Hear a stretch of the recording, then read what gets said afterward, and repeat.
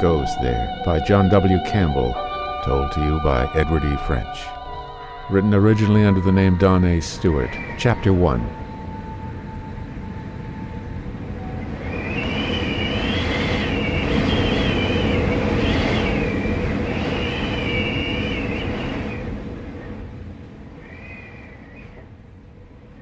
The place stank.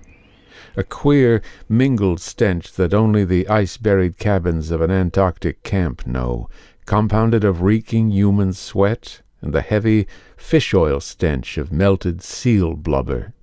An overtone of liniment combated the musty smell of sweat and snow-drenched furs, the acrid odor of burnt cooking fat, and the animal, not unpleasant smell of dogs, diluted by time, hung in the air. Lingering odors of machine oil contrasted sharply with the taint of harness dressing and leather. Yet somehow, through all that reek of human beings and their associates, dogs, machines, and cooking, came another taint. It was a queer, neck-ruffling thing, a faintest suggestion of an odor alien among the smells of industry and life. And it was a life smell. But it came from the thing that lay bound with cord and tarpaulin on the table, dripping slowly, methodically onto the heavy planks, dank and gaunt under the unshielded glare of the electric light. Blair, the little bald-pated biologist of the expedition, twitched nervously at the wrappings, exposing clear, dark ice beneath, and then pulling the tarpaulin back into place restlessly. His little bird-like motions of suppressed eagerness danced his shadow across the fringe of dingy gray underwear hanging from the low ceiling, the equatorial fringe of stiff, graying hair around his naked skull, a comical halo about the shadow's head. Commander Gary brushed aside the lax legs of a suit of underwear and stepped toward the table. Slowly his eyes traced around the rings of men sardined into the administration building. His tall, stiff body straightened, finally, and he nodded. 37, all here. His voice was low, yet carried the clear authority of the commander by nature, as well as by title. You know the outline of the story back of that find of the secondary pole expedition. I have been conferring with second-in-command McCready and Norris, as well as Blair and Dr. Copper. There is a difference of opinion, and because it involves the entire group, it is only just that the entire expedition personnel act on it. I'm going to ask McCready to give you the details of the story because each of you has been too busy with his own work to follow closely the endeavors of the others. McCready. Moving from the smoke-blued background, McCready was a figure from some forgotten myth, a looming bronze statue that held life and walked. 6 feet 4 inches he stood as he halted beside the table, and, with a characteristic glance upward to assure himself of room under the lower ceiling beam, straightened. His rough, clashingly orange windproof jacket he still had on, yet on his huge frame it did not seem misplaced. Even here, 4 feet beneath the drift wind that droned across the Antarctic waste above the ceiling, the cold of the frozen continent leaked in and gave meaning to the harshness of the man. And he was bronze. His great red-bronze beard, the heavy hair that matched it, the gnarled, corded hands gripping, relaxing on the table planks were bronze. Even the deep sunken eyes beneath the heavy brows were bronzed. Age-resisting endurance of the metal spoke in the cragged, heavy outlines of his face and the mellow tones of his heavy voice. Norris and Blair agree on one thing. That animal we found was not terrestrial in origin. Norris fears there may be danger in that. Blair says there is none. But I'll go back to how and why we found it. To all that was known before we came here, it appeared that this point was exactly over the south magnetic pole of the Earth. The compass does point straight down here, as you all know. The more delicate instruments of the physicists, instruments especially designed for this expedition and its study of the magnetic pole, detected a secondary effect. A secondary, less powerful magnetic influence about 80 miles southwest of here. The secondary magnetic expedition went out to investigate it. There's no need for details. We found it, but it was not the huge meteorite or magnetic mountain Norris had expected to find. Iron ore is magnetic, of course, iron more so, and certain special steels even more magnetic. From the surface indications, the secondary pole we found was small, so small that the magnetic effect it had was preposterous. No magnetic material conceivable could have that effect. Soundings through the ice indicated it was within 100 feet of the glacier surface. I think you should know the structure of the place. There is a broad plateau, a level sweep that runs more than 150 miles due south from the secondary station, Van Wall says. He didn't have time to fuel or fly farther, but it was running smoothly due south then. Right there, where that buried thing was, there is an ice-drowned mountain ridge, a granite wall of unshakable strength that has dammed back the ice creeping from the south. And 400 miles due south is the South Polar Plateau. You've asked me at various times why it gets warmer here when the wind rises, and most of you know. As a meteorologist, I'd have staked my word that no wind could blow at minus 70 degrees, that no more than a 5-mile wind could blow at minus 50 without causing warming due to friction with the ground, snow and ice, and the air itself. We camped there on the lip of that ice-drowned mountain range for 12 days. We dug out camp into the blue ice that formed the surface and escaped most of it. But for 12 consecutive days, the wind blew at 45 miles an hour.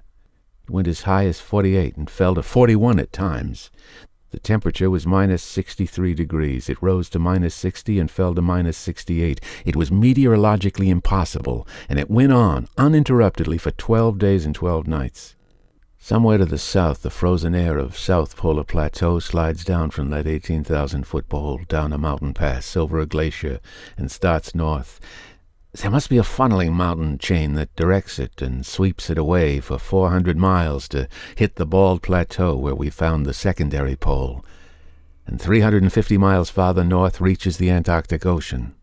It's been frozen there since Antarctica froze 20 million years ago. There never has been a thaw there. 20 million years ago, Antarctica was beginning to freeze. We've investigated, thought, and built speculations. What we believe happened was about like this. Something came down out of space. A ship. We saw it there in the blue ice, a thing like a submarine without a conning tower or directive vanes, 280 feet long and 45 feet in diameter at its thickest. Eh, Van Wall? Space? Yes. But I'll explain that better later. McCrady's steady voice went on. It came down from space, driven and lifted by forces men haven't discovered yet. And somehow, perhaps something went wrong then.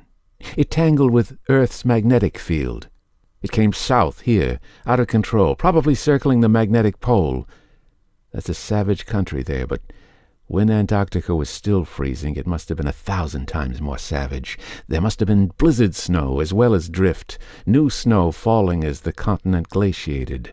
The swirl there must have been particularly bad, the wind hurling a solid blanket of white over the lip of that now-buried mountain. The ship struck solid granite, head-on, and cracked up. Not every one of the passengers in it was killed, but the ship must have been ruined, her driving mechanism locked. It tangled with Earth's field, Norris believes. Nothing made by intelligent beings can tangle with the dead immensity of a planet's natural forces and survive. One of the passengers stepped out.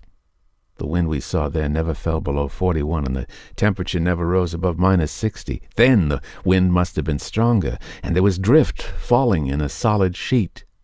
The thing was lost completely in 10 paces. He paused for a moment, the deep, steady voice giving way to the drone of wind overhead and the uneasy, malicious gurgling of the pipe of the galley stove. Drift. A drift wind was sweeping by overhead. Right now the snow, picked up by the mumbling wind, fled in level, blinding lines across the face of the buried camp. If a man stepped out of the tunnels that connected each of the camp buildings beneath the surface, he'd be lost in 10 paces. Out there, the slim black finger of the radio mast lifted 300 feet into the air, and at its peak was the clear night sky, a sky of thin, whining wind rushing steadily from beyond to another beyond under the licking, curling mantle of the aurora. And off north, the horizon flamed with queer, angry colors of the midnight twilight. That was spring, 300 feet above Antarctica. At the surface, it was white death, death of a needle-fingered cold driven before the wind, sucking heat from any warm thing, cold and white mist of endless, everlasting drift, the fine, fine particles of licking snow that obscured all things. Kinner, the little scar-faced cook, winced. 5 days ago he had stepped out onto the surface to reach a cache of frozen beef. He had reached it, started back, and the drift-wind leapt out of the south. Cold white death that streamed across the ground blinded him in 20 seconds. He stumbled on, wildly in circles. It was half an hour before rope-guided men from below found him in the impenetrable murk. It was easy for a man, or thing, to get lost in 10 paces. And the drift-wind then was probably more impenetrable than we know. McCready's voice snapped Kinner's mind back to the welcome dank warmth of the ad building. The passenger of the ship wasn't prepared either, it appears. It froze within 10 feet of the ship. We dug down to find the ship, and our tunnel happened to find the frozen animal. Barclay's ice axe struck its skull. When we saw what it was, Barclay went back to the tractor, started the fire up, and when the steam pressure built, sent a call for Blair and Dr. Copper. Barclay himself was sick then, stayed sick for 3 days, as a matter of fact. When Blair and Copper came, we cut out the animal in a block of ice, as you see, wrapped it and loaded it on the tractor for return here. We wanted to get into that ship. We reached the side and found the metal was something we didn't know. Our beryllium bronze non-magnetic tools wouldn't touch it. Barclay had some tool steel on the tractor, and that wouldn't scratch it either. We made reasonable tests, even tried some acid from the batteries with no results. They must have had a passivating process to make magnesium metal resist acid that way. And the alloy must have been at least 95% magnesium. But we had no way of guessing that. So when we spotted the barely opened lock door, we cut around it. There was clear, hard ice inside the lock, where we couldn't reach it. Through the little crack we could look in and see that only metal and tools were in there. So we decided to loosen the ice with a bomb. We had deconite bombs and thermite. Thermite is the ice softener. Deconite might have shattered valuable things, where the thermite's heat would just loosen the ice.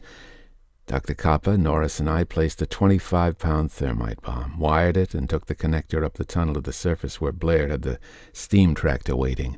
100 yards the other side of that granite wall, we set off the thermite bomb. The magnesium metal of the ship caught, of course. The glow of the bomb flared and died. Then it began to flare again. We ran back to the tractor, and gradually the glare built up. From where we were, we could see the whole ice field illuminated from beneath with an unbearable light. The ship's shadow was a great, dark cone reaching off toward the north, where the twilight was just about gone.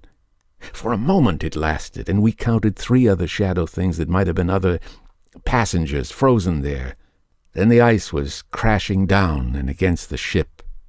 That's why I told you about that place. The wind sweeping down from the pole was at our backs. Steam and hydrogen flame were torn away in white ice fog. The flaming heat under the ice there was yanked away toward the Antarctic Ocean before it touched us. Otherwise we wouldn't have come back, even with the shelter of that granite ridge that stopped the light. Somehow in the blinding inferno we could see great hunched things. Black bulks, glowing even so. They shed even the furious incandescence of the magnesium for a time. Those must have been the engines, we knew. Secrets going in blazing glory. Secrets that might have given man the planets.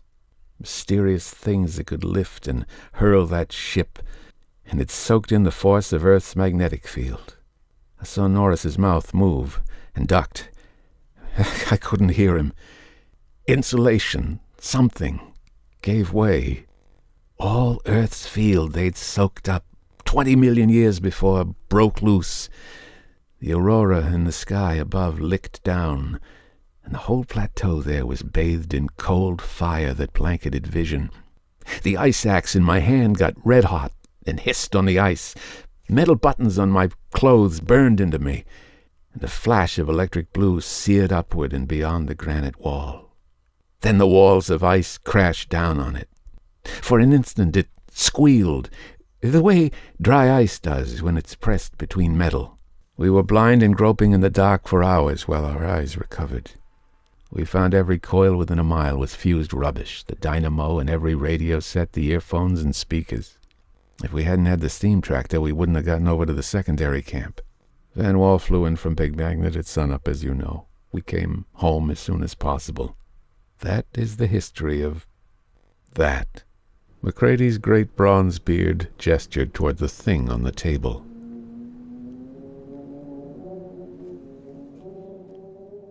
Chapter 2. Blair stirred uneasily, his little bony fingers wriggling under the harsh light. Little brown freckles on his knuckles slid back and forth as the tendons under the skin twitched. He pulled aside a bit of the tarpaulin and looked impatiently at the dark, ice-bound thing inside. McCrady's big body straightened somewhat. He'd ridden the rocking, jarring steam tractor 40 miles that day, pushing on to Big Magnet here. Even his calm will had been pressed by the anxiety to mix again with humans. It was lone and quiet out there in secondary camp, where a wolf wind howled down from the pole. Wolf wind howling in his sleep, winds droning, and the evil, unspeakable face of that monster leering up as he'd first seen it through the clear blue ice, with a bronze ice axe buried in its skull. The giant meteorologist spoke again. The problem is them. Blair wants to examine the thing, thaw it out, and make microslides of its tissues and so forth. Norris doesn't believe that is safe, and Blair does. Dr. Copper agrees pretty much with Blair. Norris is a physicist, of course, not a biologist, and he makes a point I think we should all hear. Blair has described the microscopic life forms biologists find living, even in this cold and inhospitable place. They freeze every winter and thaw every summer for 3 months and live. The point Norris makes is they thaw and live again. There must have been microscopic life associated with this creature. There is with every living thing we know, and Norris is afraid that we may release a plague, some germ disease unknown to Earth, if we thaw those microscopic things that have been frozen there for 20 million years. Blair admits that such microlife might retain the power of living. Such unorganized things as individual cells can retain life for unknown periods, when solidly frozen. The beast itself is as dead as those frozen mammoths they find in Siberia. Organized, highly developed life forms can't stand that treatment. But microlife could. Norris suggests that we may release some disease form that man, never having met it before, will be utterly defenseless against. Blair's answer is that there may be such still living germs, but that Norris has the case reversed. They are utterly non-immune to man. Our life chemistry probably... The little biologist's head lifted in a quick, bird-like motion, the halo of gray hair about his bald head ruffled as though angry. One look! I know, McCrady acknowledged. The thing is not earthly. It does not seem likely that it can have a life chemistry sufficiently like ours to make cross-infection remotely possible. I would say that there is no danger. McCrady looked toward Dr. Copper. The physician shook his head slowly. None whatever, he asserted confidently. Man cannot infect or be infected by germs that live in such comparatively close relatives as the snakes. And they are, I assure you, his clean-shaven face grimaced uneasily, much nearer to us than that.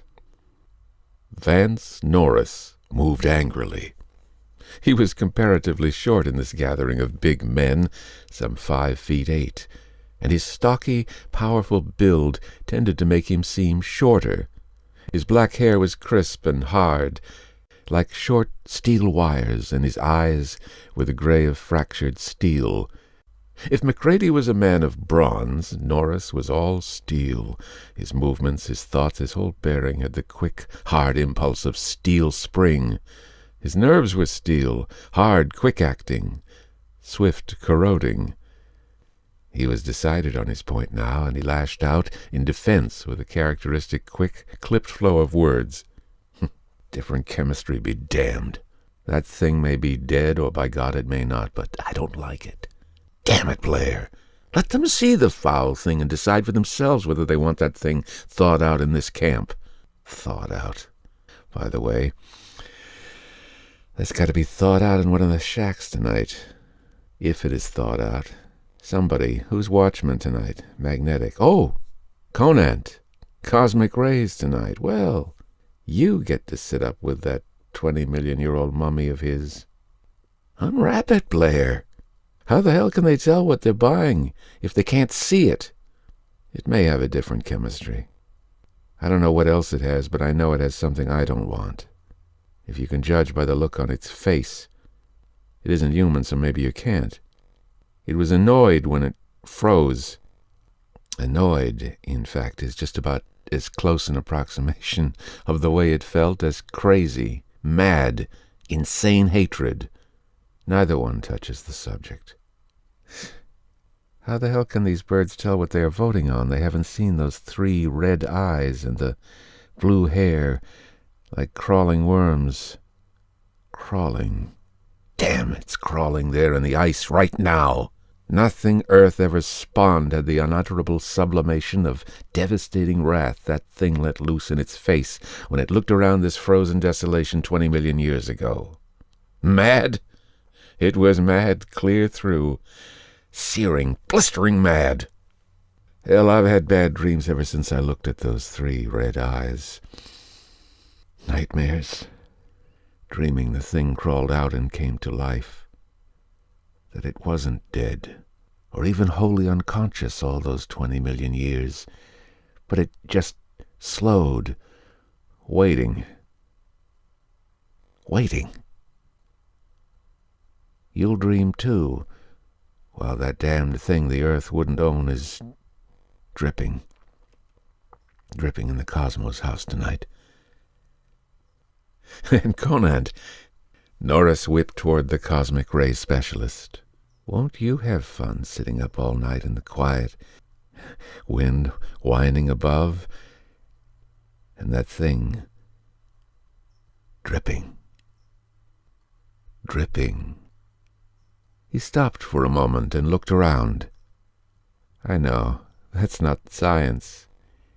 But this is, it's psychology. You'll have nightmares for a year to come. Every night since I looked at that thing I've had him. That's why I hate it. Sure I do.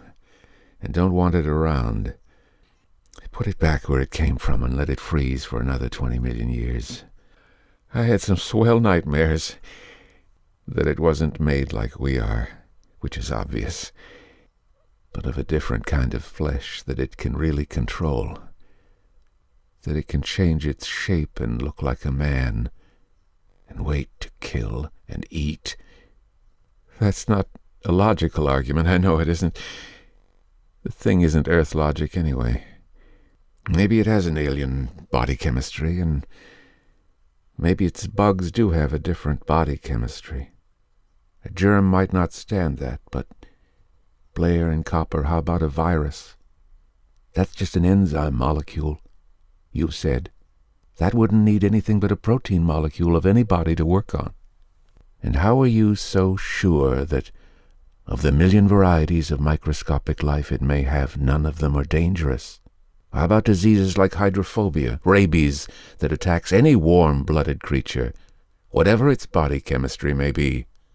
And parrot fever, have you a body like a parrot, Blair? And plain rot, gangrene. Necrosis, do you want? That isn't choosy about body chemistry. Blair looked up from his puttering long enough to meet Norris's angry gray eyes for an instant. So far, the only thing you have said that this thing gave off that was catching was dreams. I'll go so far as to admit that. An impish, slightly malignant grin crossed the little man's seamed face. I had some, too. So, it's dream infectious. No doubt an exceedingly dangerous malady. So far as your other things go, you have a badly mistaken idea about viruses. In the first place, nobody has shown that the enzyme molecule theory, and that alone, explains them. And in the second place, when you catch tobacco mosaic or wheat rust, let me know. A wheat plant is a lot nearer your body chemistry than this otherworld creature is. And your rabies is limited, strictly limited. You can't get it from nor give it to a wheat plant or a fish, which is a collateral descendant of a common ancestor of yours, which this Norris is not. Blair nodded pleasantly toward the tarpaulined bulk on the table. Well, thaw the damn thing in a tub of formalin, if you must thaw it. I've suggested that, and I've said there would be no sense in it. You can't compromise. Why did you and Commander Gary come down here to study magnetism? Why weren't you content to stay at home? There's magnetic force enough in New York. I could no more study the life this thing once had from a formalin-pickled sample than you could get the information you wanted back in New York. And if this one is so treated, never in all time to come can there be a duplicate. The race it came from must have passed away in the 20 million years it lay frozen, so that even if it came from Mars then, we'd never find its like. And the ship is gone. There's only one way to do this. And that is the best possible way. It must be thawed slowly, carefully, and not in formalin. Commander Gary stood forward again, and Norris stepped back, muttering angrily. I think Blair is right, gentlemen. What do you say? Conant grunted. Sounds all right to us, I think. Only perhaps he ought to stand watch over it while it's thawing. He grinned ruefully, brushing a stray lock of ripe cherry hair back from his forehead. Swell idea, in fact, if he sits up with his jolly little corpse. Gary smiled slightly. A general chuckle of agreement rippled over the group. I should think any ghost it may have had would have starved to death if it hung around here that long, Conant, Gary suggested. And you look capable of taking care of it. Iron Man Conant ought to be able to take out any opposing players still. Conant shook himself uneasily. I'm not worrying about ghosts. Let's see that thing. Eagerly, Blair was stripping back the ropes. A single throw of the tarpaulin revealed the thing. The ice had melted somewhat in the heat of the room, and it was clear and blue as thick, good glass. It shone wet and sleek under the harsh light of the unshielded globe above. The room stiffened abruptly. It was face up there on the plain, greasy planks of the table. The broken half of the bronze ice axe was still buried in the queer skull. 3 mad, hate-filled eyes blazed up with a living fire, bright as fresh-spilled blood from a face ringed with a writhing, loathsome nest of worms. Blue, mobile worms that crawled where hair should grow. Van Wall, 6 feet and 200 pounds of ice-nerved pilot, gave a queer, strangled gasp and stumbled his way out to the corridor. Half the company broke for the doors. The others stumbled away from the table. Macready stood at one end of the table watching them, his great body planted solid on his powerful legs. Norris, from the opposite end, glowered at the thing with smoldering heat. Outside the door, Gary was talking with half a dozen of the men at once. Blair had a tack hammer. The ice that cased the thing sloughed crisply under its steel claw as it peeled from the thing it had cased for 20,000 years. Chapter 3. I know you don't like the thing, Conant, but it just has to be thawed out right. You say leave it as it is till we get back to civilization. All right, I'll admit your argument that we could do a better and more complete job there is sound. But how are we going to get this across the line? We have to take this through one temperate zone, the equatorial zone, and halfway through the other temperate zone before we get it to New York. You don't want to sit with it one night, but you suggest that I hang its corpse in the freezer with the beef? Blair looked up from his cautious chipping, his bald, freckled skull nodding triumphantly. Kinner, the stocky, scar-faced cook, saved Conant the trouble of answering. "Hey, you listen, mister. You put that thing in the box with the meat, and by all the gods there ever were, I'll put you in to keep it company. You birds have brought everything movable in this camp onto my mess tables here already, and I had to stand for that. But you go putting things like that in my meat box, or even my meat cache here, and you cook your own damn grub. But Kinner, this is the only table in Big Magnet that's big enough to work on. Blair objected. Everybody's explained that. Yeah, and everybody's brought everything, and Clark brings his dogs every time there's a fight and sews them up on that table. Ralston brings in his sledges. Hell, the only thing you haven't had on that table is the Boeing, and you'd have had that in if you could have figured out a way to get it through the tunnels. Commander Gary chuckled and grinned at Van Wall, the huge chief pilot. Van Wall's great blond beard twitched suspiciously as he nodded gravely to Kinner. "You're right, Kinner. The aviation department is the only one that treats you right." "It does get crowded, Kinner," Gary acknowledged. "But I'm afraid we all find it that way at times. Not much privacy in an Antarctic camp." "Privacy? What the hell's that?" "You know the thing that really made me weep was when I saw Barclay marching through here, chanting, 'The last lumber in the camp, the last lumber in the camp,' and carrying it out to build that house on his tractor. Damn it, I missed that moon cutting the door he carried out more than I missed the sun when it set. That wasn't just the last lumber Barclay was walking off with. He was carrying off the last bit of privacy in this blasted place." A grin rode even on Conant's heavy face as Kinner's perennial good-natured grouch came up again. But it died away quickly as his dark, deep-set eyes turned again to the red-eyed thing Blair was chipping from its cocoon of ice. A big hand roughed his shoulder-length hair and tugged at a twisted lock that fell behind his ear in a familiar gesture. "I know that cosmic ray shack's going to be too crowded if I have to sit up with that thing," he growled. "Why can't you go on chipping the ice away from around it? You can do that without anybody butting in, I assure you. And then hang the thing up over the power plant boiler. That's warm enough. It'll thaw out a chicken, even a whole side of beef, in a few hours." "I know," Blair protested, dropping the tack hammer to gesture more effectively with his bony, freckled fingers, his small body tense with eagerness. "But this is too important to take any chances. There never was a find like this. There never can be again. It's the only chance men will ever have, and it has to be done exactly right. Look, you know how the fish we caught down near the Ross Sea would freeze almost as soon as we got them on deck, and come to life again if we thawed them gently? Low forms of life aren't killed by quick freezing and slow thawing. We have— Hey, for the love of heaven, you mean that damn thing will come to life?" Conant yelled. "You get that damn thing? Let me at it. That's going to be in so many pieces." "No, no, you fool!" Blair jumped in front of Conant to protect his precious find. "No, just low forms of life. For Pete's sake, let me finish. You can't thaw higher forms of life and have them come too. Wait a moment. Now hold it!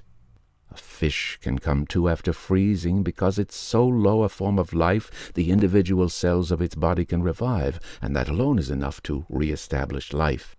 Any higher forms thawed out that way are dead. Though the individual cells revive, they die because there must be organization and cooperative effort to live.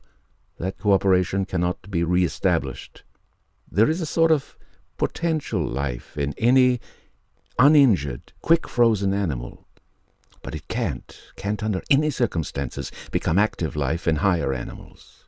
The higher animals are too complex, too delicate.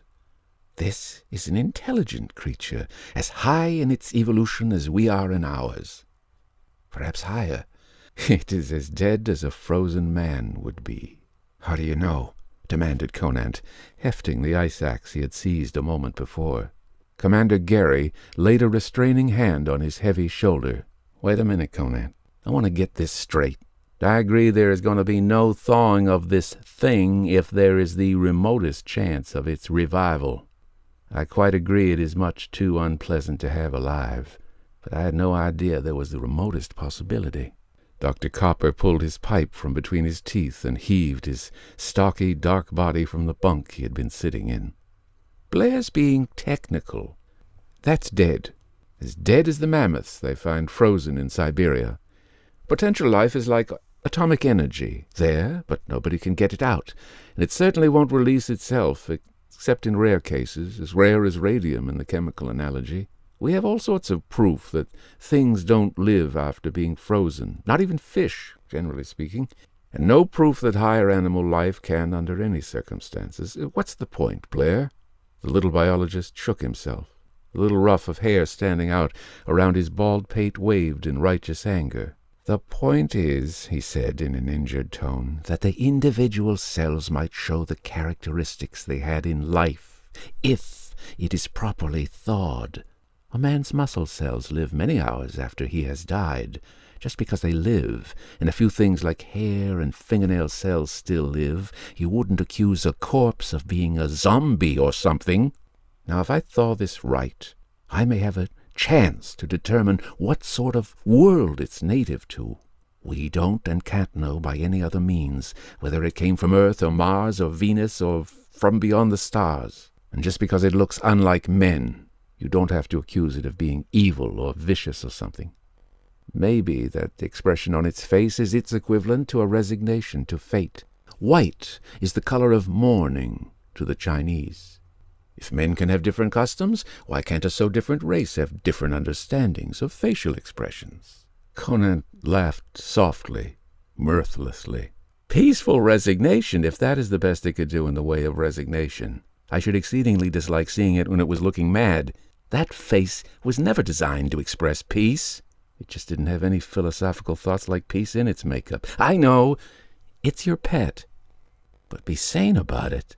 The thing grew up on evil, adolesced slowly, roasting alive the local equivalent of kittens, and amused itself through maturity on new and ingenious torture. You haven't the slight right to say that, snapped Blair. How do you know the first thing about the meaning of a facial expression inherently inhuman? It may well have no human equivalent whatever. That is just a different development of nature, another example of nature's wonderful adaptability.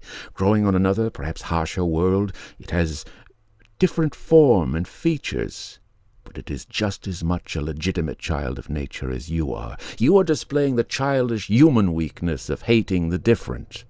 On its own world, it would probably class you as a fish-belly white monstrosity with an insufficient number of eyes and a fungoid body pale and bloated with gas. Just because its nature is different, you haven't any right to say it's necessarily evil. Norris burst out a single explosive haw. He looked down at the thing. Maybe the things from other worlds don't have to be evil just because they're different, but that thing was. Child of nature, eh? Well, it was a hell of an evil nature. Oh, will you mugs quit crabbing at each other and get the damn thing off my table, Kinner growled, and put a canvas over it. It looks indecent. Kinner's gone modest, jeered Conant. Kinner slanted his eyes up to the big physicist, the scarred cheek twisted to join the line of his tight lips in a twisted grin. All right, big boy, and what were you grousing about a minute ago? We can set the thing in a chair next to you tonight, if you want. I'm not afraid of its face, Conant snapped. I don't like keeping awake over its corpse particularly, but I'm going to do it. Kinner's grin spread. Uh-huh. He went off to the galley stove and shook down ashes vigorously, drowning the brittle chipping of the ice, as Blair fell to work again. Chapter 4. Cluck, reported the cosmic ray counter. Cluck, burp, cluck. Conant started and dropped his pencil. Damnation.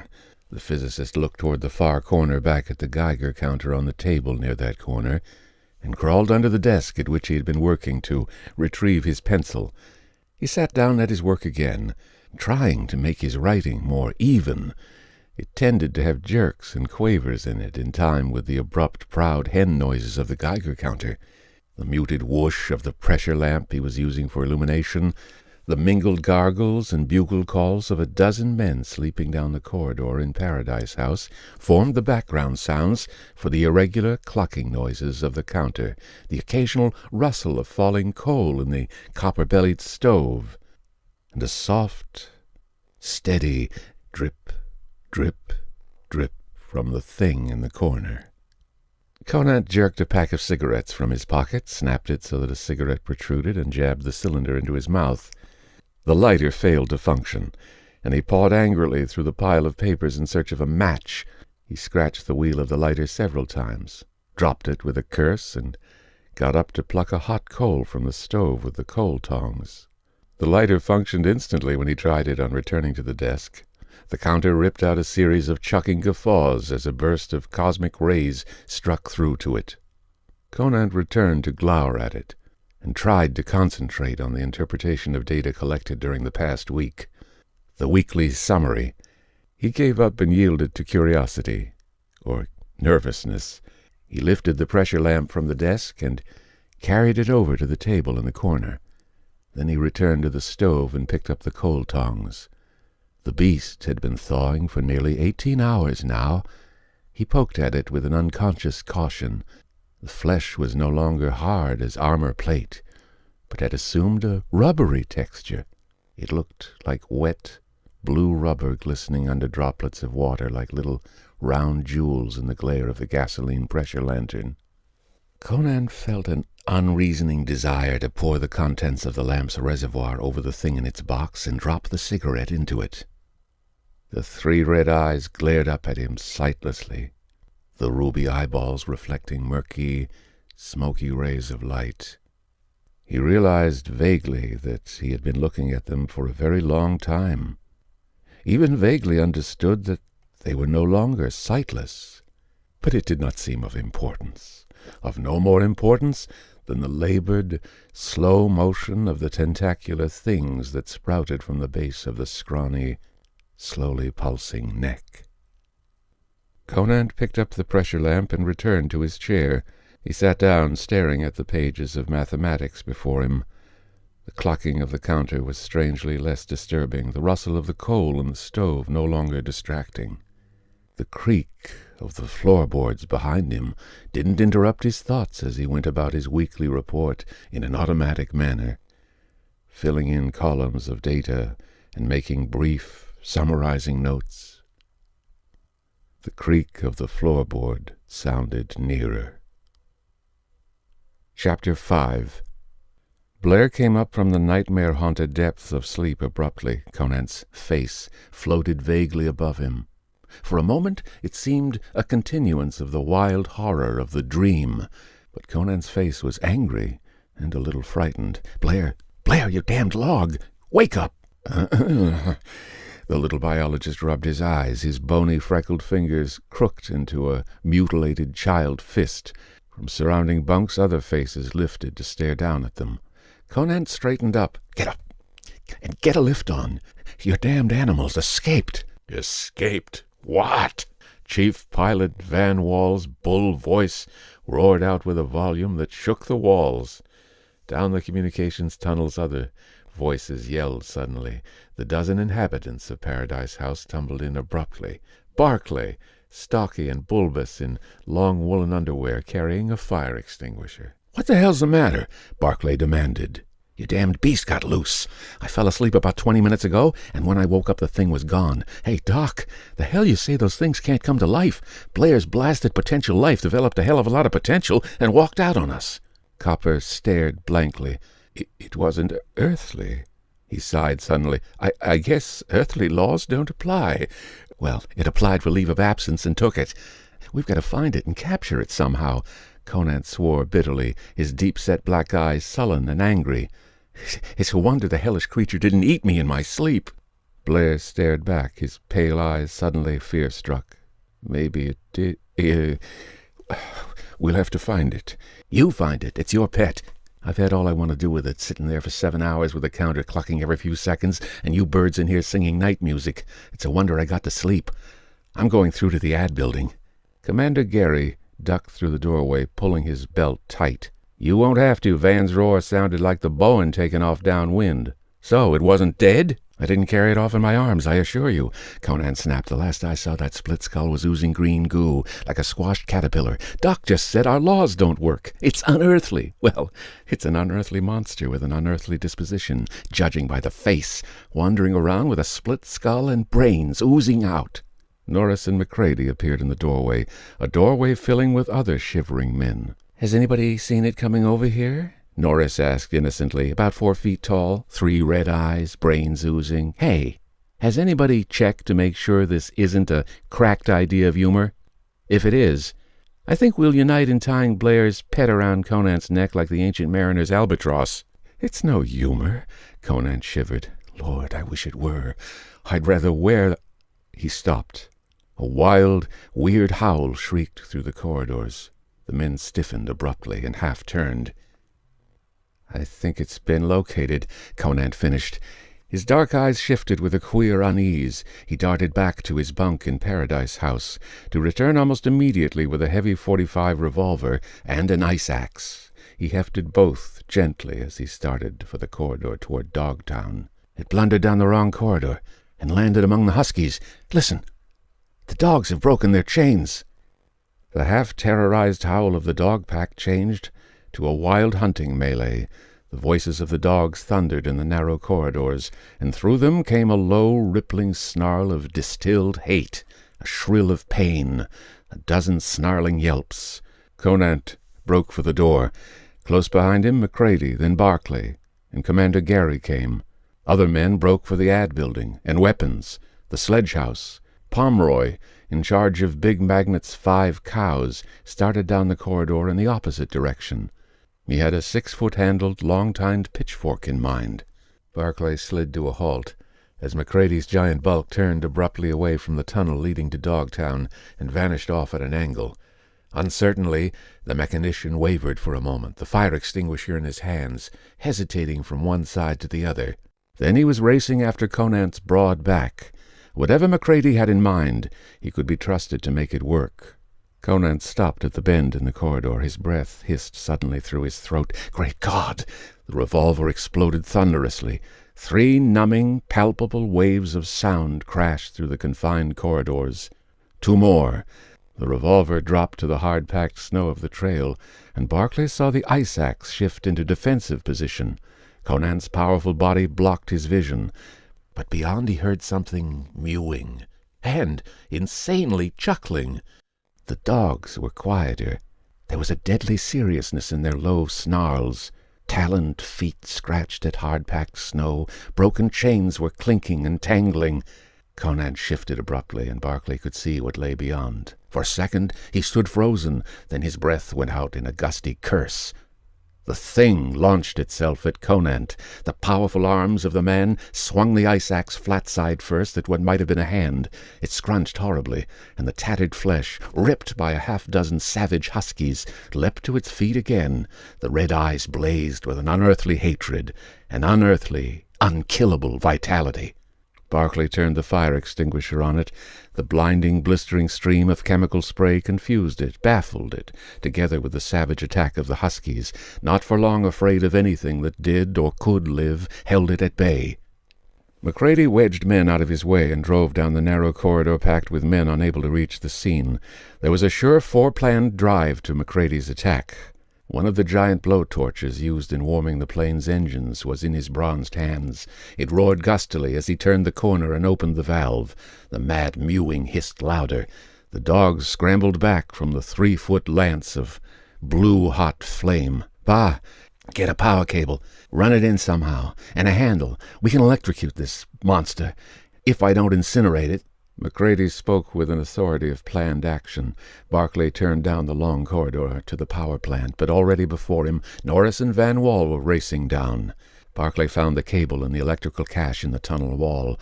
In a half-minute he was hacking at it, walking back. Van Wall's voice rang out in a warning shout of "Power!" as the emergency gasoline-powered dynamo thudded into action. 6 other men were down there now. The coal, kindling were going into the firebox of the steam power plant.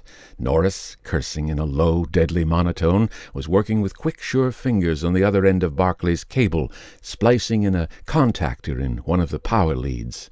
The dogs had fallen back when Barclay reached the corridor bend.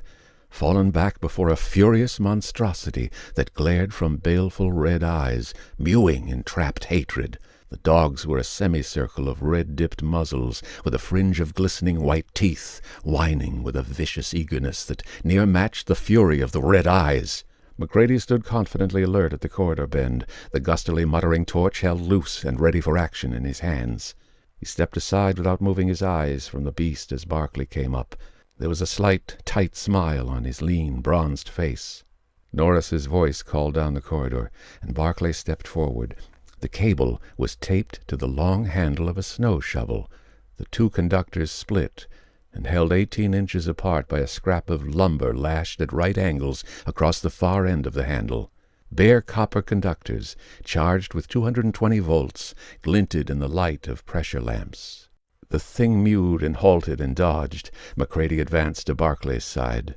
The dogs beyond sensed the plan with the almost telepathic intelligence of trained huskies. Their whimpering grew shriller, softer. Their mincing steps carried them nearer. Abruptly, a huge night-black Alaskan leapt onto the trapped thing. It turned, squalling, saber-clawed feet slashing. Barclay leapt forward and jabbed. A weird, shrill scream rose and choked out. The smell of burnt flesh in the corridor intensified. Greasy smoke curled up. The echoing pound of the gas-electric dynamo down the corridor became a slogging thud. The red eyes clouded over in a stiffening, jerking travesty of a face. Arm-like, leg-like members quivered and jerked. The dogs leapt forward, and Barclay yanked back his shovel-handled weapon. The thing on the snow did not move as gleaming teeth ripped it open. Chapter 6. Gary looked about the crowded room. 32 men, some tensed nervously standing against the wall, some uneasily relaxed, some sitting, most perforce standing, as intimate as sardines. 32, plus the 5 engaged in sewing up wounded dogs, made 37, the total personnel. Gary started speaking. All right. I guess we're here. Some of you, 3 or 4 at most, saw what happened. All of you have seen that thing on the table and can get a general idea. Anyone hasn't, I'll lift. His hand strayed to the tarpaulin, bulking over the thing on the table. There was an acrid odor of singed flesh seeping out of it. The men stirred restlessly. Hasty denials. It looks rather as though Charnock isn't going to lead any more teams, Gary went on. Blair wants to get at this thing and make some more detailed examination. We want to know what happened and make sure right now that this is permanently, totally dead, right?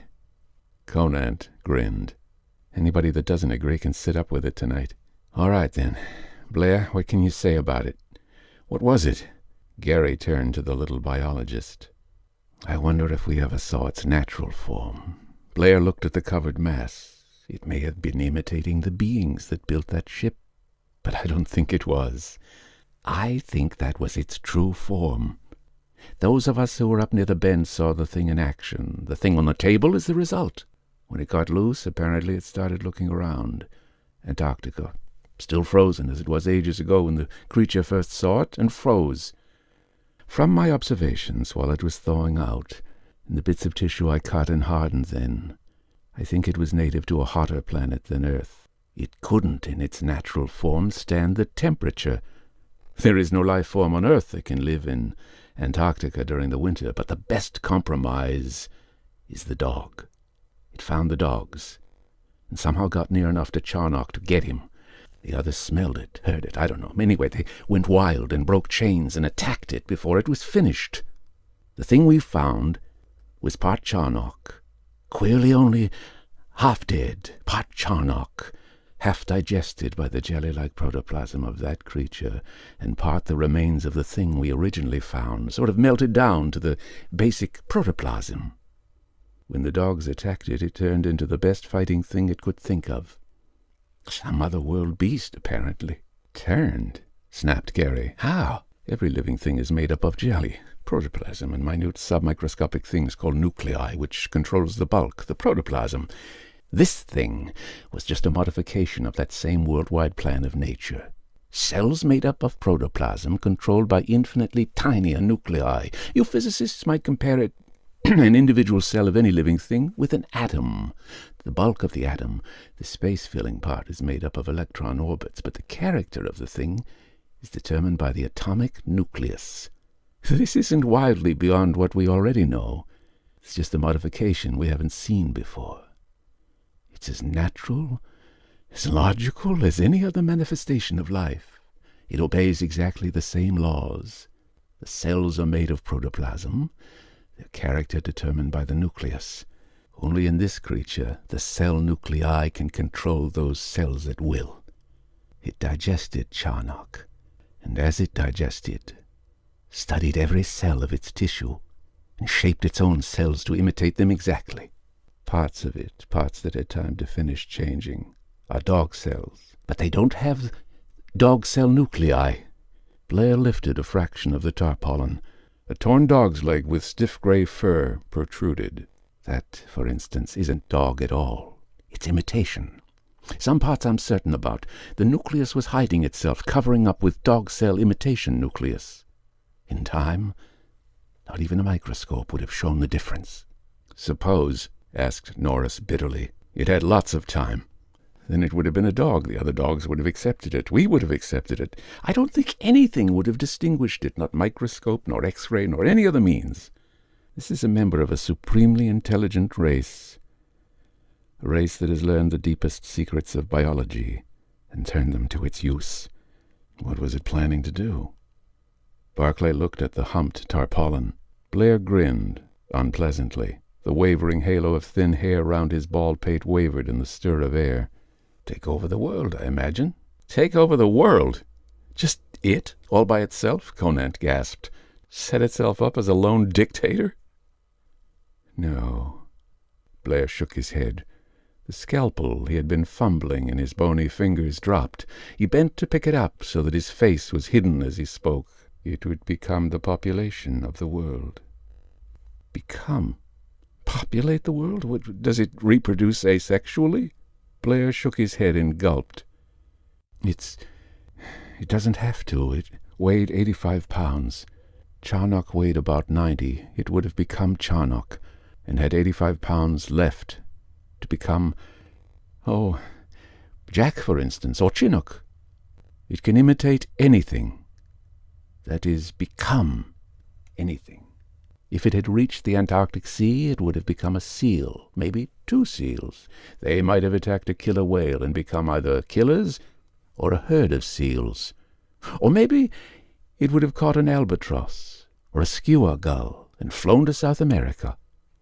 Norris cursed softly, and every time it digested something and imitated it, It would have had its original bulk left to start again, Blair finished. Nothing would kill it.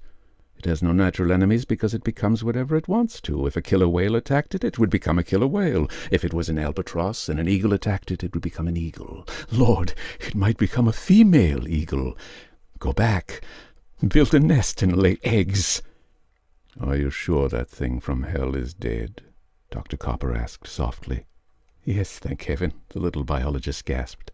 After they drove the dogs off, I stood there poking Bar's electrocution thing into it for 5 minutes. It's dead and cooked. And we can only give thanks that this is Antarctica, where there is not one single solitary living thing for it to imitate except these animals in camp. Us, Blair giggled. It can imitate us. Dogs can't make 400 miles to the sea. There's no food. There aren't any skua gulls to imitate at this season. There aren't any penguins this far inland. There's nothing that can reach the sea from this point. Except us. We've got the brains. We can do it, don't you see? It's got to imitate us. It's got to be one of us. That's the only way it can fly an airplane, fly a plane for 2 hours and rule. Be all Earth's inhabitants. A world for the taking if it imitates us. It didn't know yet. It hadn't had a chance to learn. It was rushed, harried. Look, the thing nearest its own size. Look, I'm Pandora. I opened the box. And the only hope that can come out of it is that nothing can come out. You didn't see me. I did it. I smashed every magneto. Not a plane can fly. Nothing can fly. Blair giggled and lay down on the floor, crying. Chief Pilot Van Wall made a dive for the door. His feet were fading echoes in the corridors as Dr. Copper bent unhurriedly over the little man on the floor. From his office at the end of the room he brought something and injected a solution into Blair's arm. He might come out of it when he wakes up. He sighed, rising. McCready helped him lift the biologist onto a nearby bunk. It all depends on whether we can convince him that that thing is dead. Van Wall ducked into the shack, brushing his heavy blond beard absently. I didn't think a biologist would do a thing like that up thoroughly. You missed the spares in the second cache. It's all right, I smashed them. Commander Gary nodded. I was wondering about the radio. Dr. Copper snorted. You don't think it can leak out on a radio wave, do you? You'd have 5 rescue attempts in the next 3 months if you stopped the broadcasts. The thing to do is to talk loud and not make a sound. Now I wonder. McCready looked speculatively at the doctor. It might be like an infectious disease. Everything that drank any of its blood. Copper shook his head. Blair missed something. Imitate it may. But it has, to a certain extent, its own body chemistry, its own metabolism. If it didn't, it would become a dog and be a dog and nothing more. It has to be an imitation dog.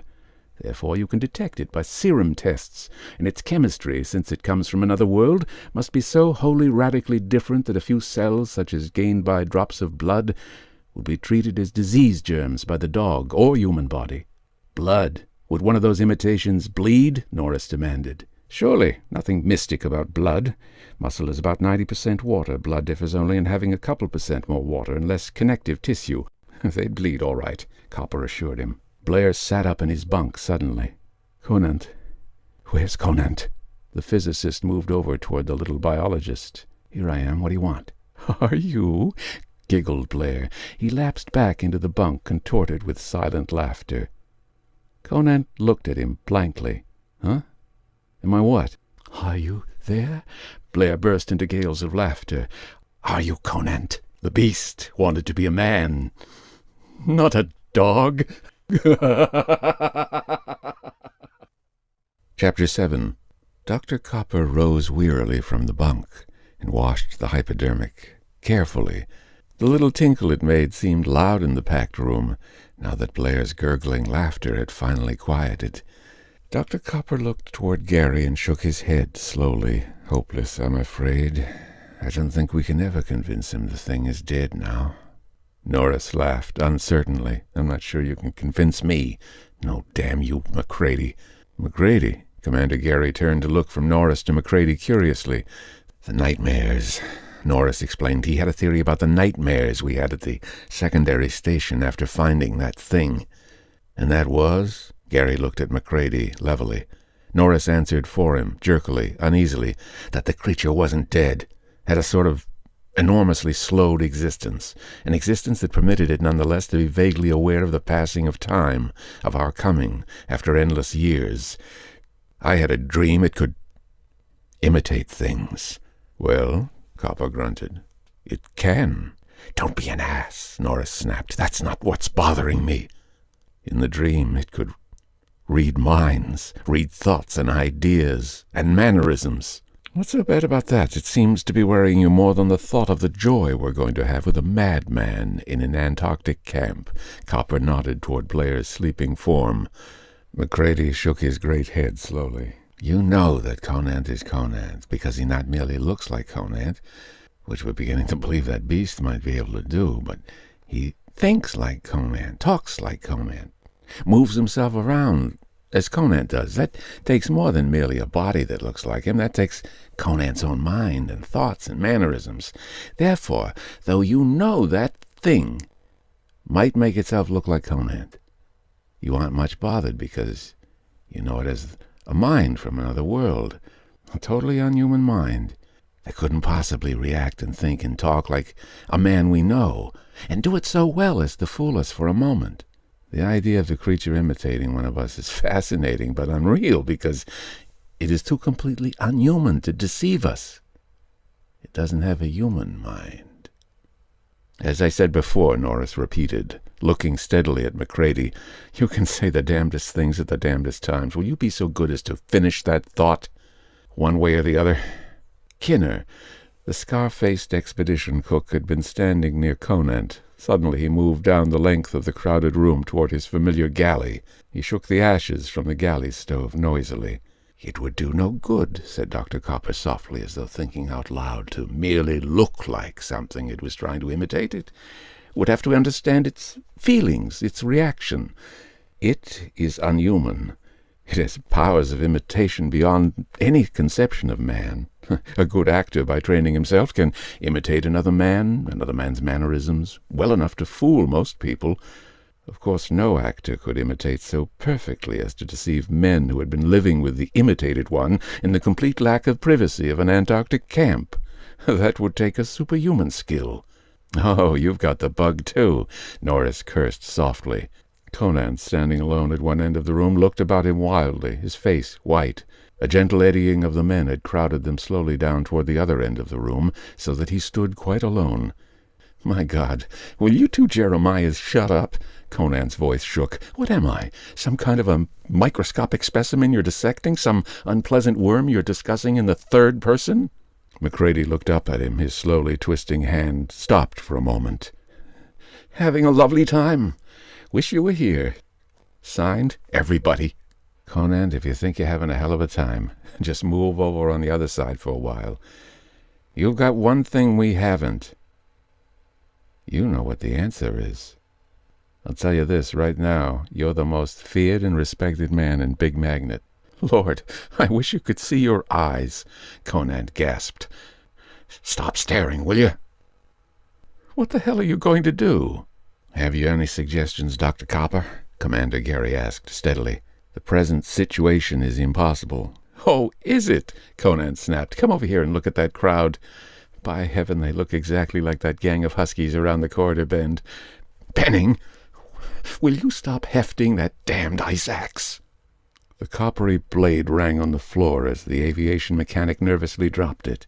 He bent over and picked it up instantly, hefting it slowly, turning it in his hands, his brown eyes moving jerkily about the room. Copper sat down on the bunk beside Blair. The wood creaked noisily in the room. Far down a corridor, a dog yelped in pain, and the dog driver's tense voices floated softly back. "Microscopic examination," said the doctor thoughtfully, "would be useless, as Blair pointed out. Considerable time has passed. However, serum tests would be definitive." "Serum tests? What do you mean exactly?" Commander Gary asked. "If I had a rabbit that had been injected with human blood, a poison to rabbits, of course, as is the blood of any animal save that of another rabbit, and the injections continued in increasing doses for some time, the rabbit would be human immune. If a small quantity of its blood were drawn off, allowed to separate in a test tube, and to the clear serum a bit of human blood were added, there would be a visible reaction proving the blood was human. If cow or dog blood were added, or any protein material, other than that one thing, human blood, no reaction would take place. That would prove definitely." "Can you suggest where I might catch a rabbit for you, Doc?" Norris asked. "That is, nearer than Australia. We don't want to waste time going that far."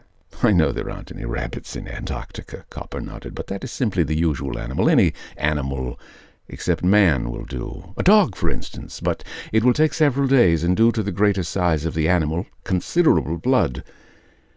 2 of us will have to contribute." "Would I do?" Gary asked. "That will make 2, Copper nodded. "I'll get to work on it right away." "What about Conan in the meantime?" Kinner demanded. "I'm going out that door and head off for the Ross Sea before I cook for him." "He may be human," Copper started. Conan burst out in a flood of curses. "Human? Maybe human? You damn sawbones! What in hell do you think I am?" "A monster," Copper snapped sharply. "Now shut up and listen." Conan's face drained of color, and he sat down heavily as the indictment was put in words. "Until we know, you know as well as we do, that we have reason to question the fact, and only you know how that question is to be answered. We may reasonably be expected to lock you up, if you are unhuman. You're a lot more dangerous than poor Blair there, and I'm going to see that he's locked up thoroughly. I expect that his next stage will be a violent desire to kill you, all the dogs, and probably all of us. When he wakes, he will be convinced we're all unhuman, and nothing on the planet will ever change his conviction. It would be kinder to let him die, but we can't do that, of course. He's going in one shack, and you can stay in Cosmo's house with your cosmic ray apparatus, which is about what you do anyway. I've got to fix up a couple of dogs." Conan nodded bitterly. "I'm human. Hurry that test." "Your eyes. Lord, I wish you could see your eyes staring." Commander Gary watched anxiously as Clark, the dog handler, held the big brown Alaskan husky while Copper began the injection treatment. The dog was not anxious to cooperate. The needle was painful, and already he had experienced considerable needlework that morning. 5 stitches held closed a slash that ran from his shoulder across the ribs halfway down his body. One long fang was broken off short. The missing part was to be found half buried in the shoulder bone of the monstrous thing on the table in the ad building. "How long will that take?" Gary asked, pressing his arm gently. It was sore from the prick of the needle Dr. Copper had used to withdraw blood. Copper shrugged. "I don't know, to be frank. I know the general method. I've used it on rabbits, but I haven't experimented with dogs. They're big, clumsy animals to work with. Naturally, rabbits are preferable and serve ordinarily. In civilized places, you can buy stock of human immune rabbits from suppliers, and not many investigators take the trouble to prepare their own." "What do they want with them back there?" Clark asked. "Criminology is one large field. A says he didn't murder B, but that the blood on his shirt came from killing a chicken. The state makes a test. Then it's up to A to explain how it is the blood reacts on human immune rabbits and not on chicken immunes." "What are we going to do with Blair in the meantime?" Gary asked wearily. "It's all right to let him sleep where he is for a while, but when he wakes up—" "Barclay and Benning are fitting some bolts on the door of Cosmo's house," Copper replied grimly. "Conan's acting like a gentleman. I think perhaps the way the other men look at him makes him rather want privacy. Lord knows, heretofore we have all of us individually prayed for a little privacy." Clark laughed bitterly. "Not any more, thank you. The more the merrier." "Blair," Copper went on, "will also have privacy and locks. He's going to have a pretty definite plan in mind when he wakes up. Ever hear the old story of how to stop hoof-and-mouth disease in cattle? If there isn't any hoof-and-mouth disease, there won't be any hoof-and-mouth disease," Copper explained. "You get rid of it by killing every animal that exhibits it, and every animal that's been near the diseased animal. Blair's a biologist and knows that story. He's afraid of this thing we loosed. The answer is probably pretty clear in his mind now. Kill everybody and everything in this camp before a skua gull or a wandering albatross coming in with the spring chances out this way and catches the disease." Clark's lips curled in a twisted grin. "Sounds logical to me. If things get too bad, maybe we'd better let Blair loose. It would save us committing suicide. We might also make something of a vow that if things get bad, we see that that does happen." Copper laughed softly. "The last man alive in Big Magnet wouldn't be a man," he pointed out. "Somebody's got to kill those creatures that don't desire to kill themselves, you know. We don't have enough thermite to do it all at once, and the detonite explosives wouldn't help much. I have an idea that even small pieces of one of those beings would be self-sufficient." "If," said Gary thoughtfully, "they can modify their protoplasm at will, won't they simply modify themselves to birds and fly away? They can read all about birds and imitate their structure without even meeting them, or imitate, perhaps, birds of their home planet." Copper shook his head and helped Clark to free the dog. "Man studied birds for centuries, trying to learn how to make a machine to fly like them. He never did do the trick. His final success came when he broke away entirely and tried new methods. Knowing the general idea, knowing the detailed structure of wing and bone and nerve tissue is something far, far different. And as for otherworld birds, perhaps, in fact very probably, the atmospheric conditions here are so vastly different that their birds couldn't fly. Perhaps even the being came from a planet like Mars, with such a thin atmosphere that there were no birds." Barclay came into the building, trailing a length of airplane control cable. "It's finished, Doc. Cosmo's house can't be opened from the inside. Now where do we put Blair?" Copper looked toward Gary. "There wasn't any biology building. I don't know where we can isolate him." "How about the East Cache?" Gary said after a moment's thought. "Will Blair be able to look after himself or need attention?" "He'll be capable enough. We'll be the ones to watch out," Copper assured him grimly. "Take a stove, a couple of bags of coal, necessary supplies, and a few tools to fix it up. Nobody's been out there since last fall, have they?" Gary shook his head. "If he gets noisy, I thought that might be a good idea." Barclay hefted the tools he was carrying and looked up at Gary. "If the muttering he's doing now is any sign, he's going to sing away the night hours, and we won't like his song." "What's he saying?" Copper asked. Barclay shook his head. "I didn't care much to listen. You can if you want to, but I gathered that the blasted idiot had all the dreams Macready had, and a few more. He slept beside the thing when we stopped on the trail coming in from secondary magnetic, remember? He dreamt the thing was alive, and dreamt more details, and, damn his soul, knew it wasn't all dream, or had reason to. He knew it had telepathic powers that were stirring vaguely, and it could not only read minds, but project thoughts. They weren't dreams, you see. They were stray thoughts that thing was broadcasting, the way Blair's broadcasting his thoughts now, a sort of telepathic muttering in his sleep. That's why he knew so much about its powers. I guess you and I, Doc, weren't so sensitive, if you want to believe in telepathy. I have to, Copper sighed. Dr. Ryan of Duke University has shown that it exists, shown that some are more sensitive than others. Well, if you want to learn a lot of details, go listen in on Blair's broadcast. He's driven most of the boys out of the ad building. Kinner's rattling pans like coal going down a chute. When he can't rattle a pan, he shakes ashes. By the way, Commander, what are we going to do this spring, now the planes are out of it? Gary sighed. I'm afraid our expedition is going to be a loss. We cannot divide our strength now. It won't be a loss if we continue to live and come out of this, Copper promised him. The find we've made, if we can get it under control, is important enough. The cosmic ray data, magnetic work, and atmospheric work won't be greatly hindered. Gary laughed mirthlessly. I was just thinking about the radio broadcasts, telling half the world about the wonderful results of our exploration flights, trying to fool men like Bird and Ellsworth back home there that we're doing something. Copper nodded gravely. They'll know something's wrong, but men like that have judgment enough to know that we wouldn't do tricks without some sort of reason, and will wait for our return to judge us. I think it comes to this. Men who know enough to recognize our deception will wait for our return. Men who haven't discretion and faith enough to wait will not have the experience to detect any fraud. We know enough of the conditions here to put through a good bluff. Just so they don't send rescue expeditions, Gary prayed. When? If we're ever ready to come out. We'll have to send word to Captain Forsyth to bring a stock of magnetos with him when he comes down. But never mind that. You mean if we don't come out? Asked Barclay. I was wondering if a nice running account of an eruption or an earthquake via radio with a swell wind-up by using a stick of decanite under the microphone would help. Nothing, of course, will entirely keep people out. One of those swell, melodramatic last man alive scenes might make 'em go easy, though. Gary smiled with genuine humor. Is everybody in camp trying to figure that out, too? Copper laughed.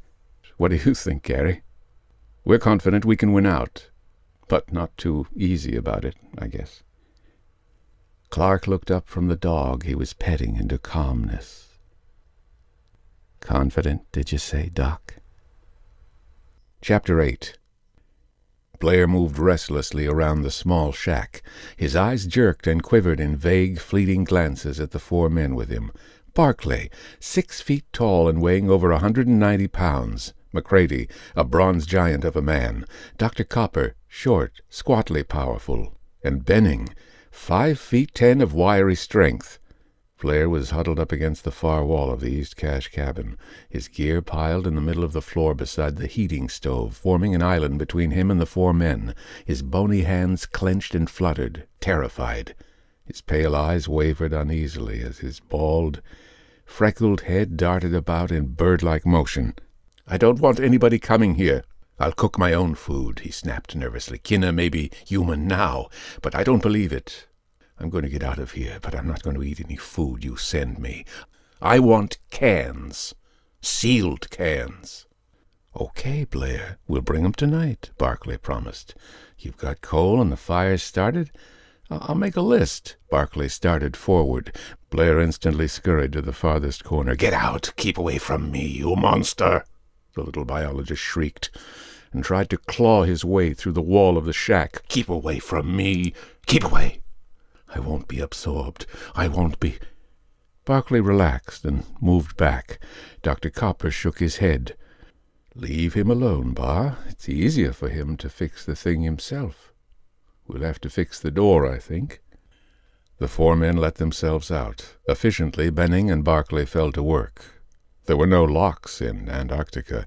There wasn't enough privacy to make them needed, but powerful screws had been driven in each side of the door frame, and the spare aviation control cable, immensely strong, woven steel wire, was rapidly caught between them and drawn taut. Barclay went to work with a drill and a keyhole saw. Presently he had a trap cut in the door through which goods could be passed without unlashing the entrance. 3 powerful hinges from a stock crate, 2 hasps, and a pair of 3-inch cotter pins made it proof against opening from the other side. Blair moved about restlessly inside. He was dragging something over to the door with panting gasps and muttering frantic curses. Barclay opened the hatch and glanced in, Dr. Copper peering over his shoulder. Blair had moved the heavy bunk against the door. It could not be opened without his cooperation now. "Don't know but what the poor man's right at that," McCready sighed. "If he gets loose, it is his avowed intention to kill each and all of us as quickly as possible, which is something we don't agree with. But we've something on our side of that door that is worse than a homicidal maniac. If one or the other has to get loose, I think I'll come up and undo those lashings here." Barclay grinned. "You let me know, and I'll show you how to get these off fast. Let's go back."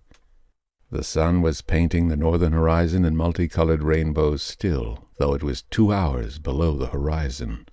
The field of drift swept off to the north, sparkling under its flaming colors in a million reflected glories. Low mounds of rounded white on the northern horizon showed the Magnet Range was barely awash above the sweeping drift. Little eddies of wind-lifted snow swirled away from their skis as they set out toward the main encampment, 2 miles away. The spidery finger of the broadcast radiator lifted a gaunt black needle against the white of the Antarctic continent. The snow under their skis was like fine sand, hard and gritty. "Spring," said Benning bitterly, "is come. Ain't we got fun? I've been looking forward to getting away from this blasted hole in the ice." "I wouldn't try it now if I were you," Barclay grunted. "Guys that set out from here in the next few days are going to be marvelously unpopular." "How's your dog getting along, Dr. Copper?" McCready asked. "Any results yet?" "In 30 hours? I wish there were.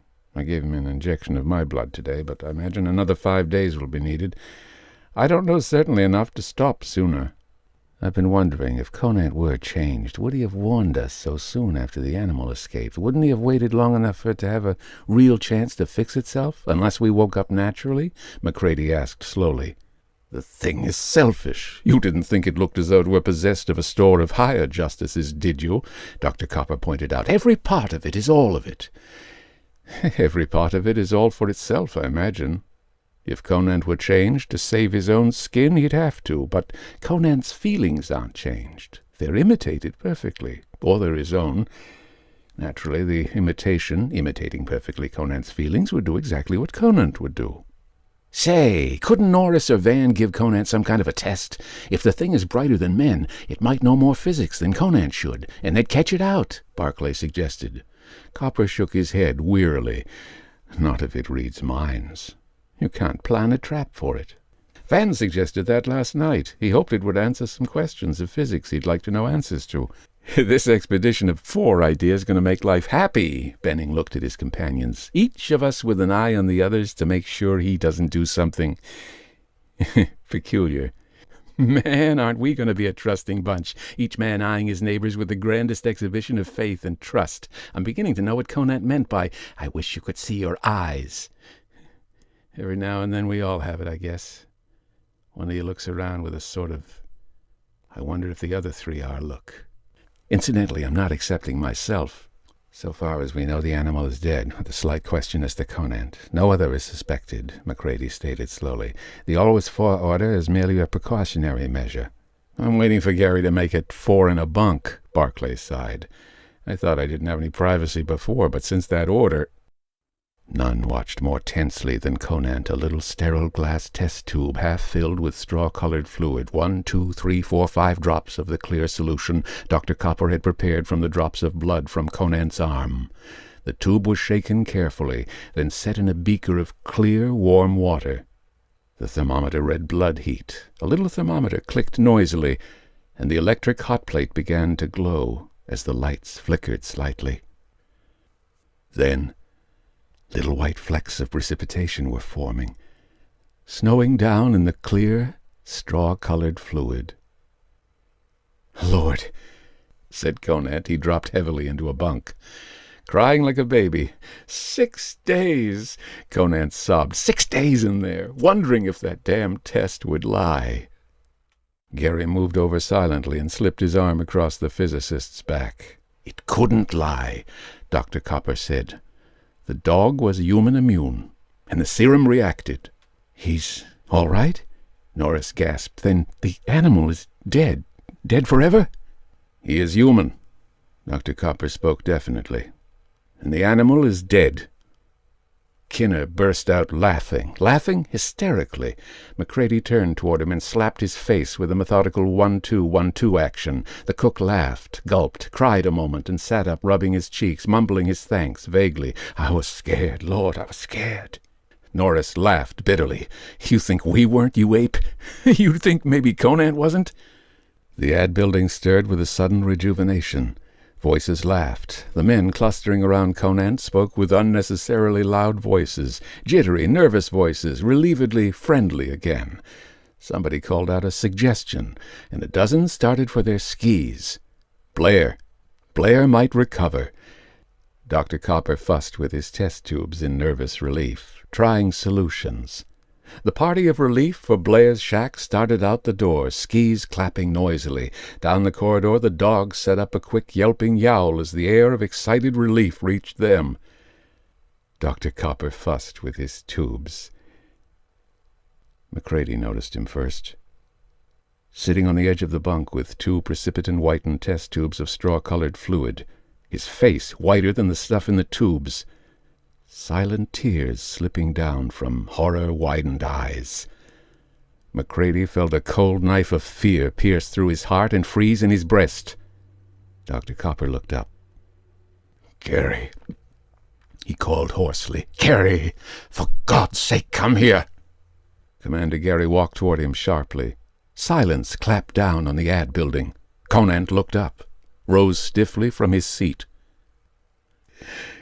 Gary, 'tis you from the monster. Precipitates it too. It proves nothing. Nothing but the dog was monster immune too, that one of the 2 contributing blood. One of us 2. You and I, Gary. One of us is a monster. Chapter 9. Call back those men before they tell Blair, McCready said quietly. Blair went to the door. Faintly his shouts came back to the tensely silent men in the room. Then he was back. They're coming, he said. I didn't tell them why, just that Dr. Copper said not to go. McCready, Gary sighed. You're in command now. May God help you, I cannot. The bronze giant nodded slowly, his deep eyes on Commander Gary. I may be the one, Gary added. I know I'm not, but I cannot prove it to you in any way. Dr. Copper's test is broken down. The fact that he showed it was useless when it was to the advantage of the monster. To have that uselessness not known would seem to prove he was human. Copper rocked back and forth slowly on the bunk. I know I'm human. I can't prove it either. One of us 2 is a liar. For that test cannot lie, and it says one of us is. I gave proof that the test was wrong, which seems to prove I'm human. And now Gary has given that argument which proves me human, which he, as the monster, should not do. Round and round and round and... Dr. Copper's head, then his neck and shoulders began circling slowly in time to the words. Suddenly he was lying on the bunk, roaring with laughter. It doesn't have to prove one of us is a monster. It doesn't have to prove that at all. If we're all monsters, it works just the same. We're all monsters. All of us. Conant and Gary and I. And all of you. McCready, Van Wall, the blond-bearded chief pilot, called softly. You were on your way to an MD when you took up meteorology, weren't you? Can you make some kind of test? McCready went over to Copper slowly, took the hypodermic from his hand and washed it carefully in 95% alcohol. Gary sat on the bunk edge with wooden face, watching Copper and McCready expressionlessly. What Copper said is possible, McCready sighed. Van, will you help me here? Thanks. The filled needle jabbed into Copper's thigh. The man's laughter did not stop, but slowly faded into sobs, then sound sleep as the morphia took hold. McCready turned again. The men who had started for Blair stood at the far end of the room, skis dripping snow, their faces white as their skis. Conant had lighted a cigarette in each hand. One he was puffing absently and staring at the floor. The heat of the one in his left hand attracted him, and he stared at it. And the one in the other hand stupidly for a moment. He dropped one and crushed it under his heel slowly. Dr. Copper, McCready repeated, could be right. I know I'm human, but of course can't prove it. I'll repeat the test for my own information. Any of you others who wish to may do the same. 2 minutes later, McCready held a test tube with the white precipitant settling slowly from straw-colored serum. It reacts to human blood, too. So they aren't both monsters. I didn't think they were, Van Wall sighed. That wouldn't suit the monster either. We could have destroyed them if we knew. Why hasn't the monster destroyed us, do you suppose? It seems to be loose. McCready snorted, then laughed softly. Elementary, my dear Watson. A monster wants to have life forms available. It cannot animate a dead body, apparently. It is just waiting. Waiting until the best opportunities come. We who remain human, it is holding in reserve. Kinner shuddered violently. Hey, Mac, would I know if I was a monster? Would I know if the monster already got me? Oh, Lord, I may be a monster already. You'd know, McCready answered. But we wouldn't. Norris laughed shortly, half hysterically. McCready looked at the vial of serum remaining. There's one thing this damn stuff is good for at that, he said thoughtfully. Clark, will you and Van help me? The rest of the gang better stick together here. Keep your eye on each other, he said bitterly. See that you don't get into mischief, shall we say. McCready started down the tunnel toward Dogtown with Clark and Van Wall behind him. You need more serum? Clark asked. McCready shook his head. Tests. There's 4 cows and a bull and nearly 70 dogs down there. This stuff reacts only to human blood and monsters. McCready came back to the ad building and went silently to the washstand. Clark and Van Wall joined him a moment later. Clark's lips had developed a tic, jerking into sudden, unexpected sneers. What did you do? Conant exploded suddenly. More immunizing? Clark snickered and stopped with a hiccup. Immunizing. Immune, all right. That monster, said Van Wall steadily, is quite logical. Our immune dog was quite all right, and we drew a little more serum for the tests. But we won't make any more. Can't you use one man's blood or another dog? Norris began. There aren't, said McCready softly, any more dogs. Nor cattle, I might add. No more dogs. Benning sat down slowly.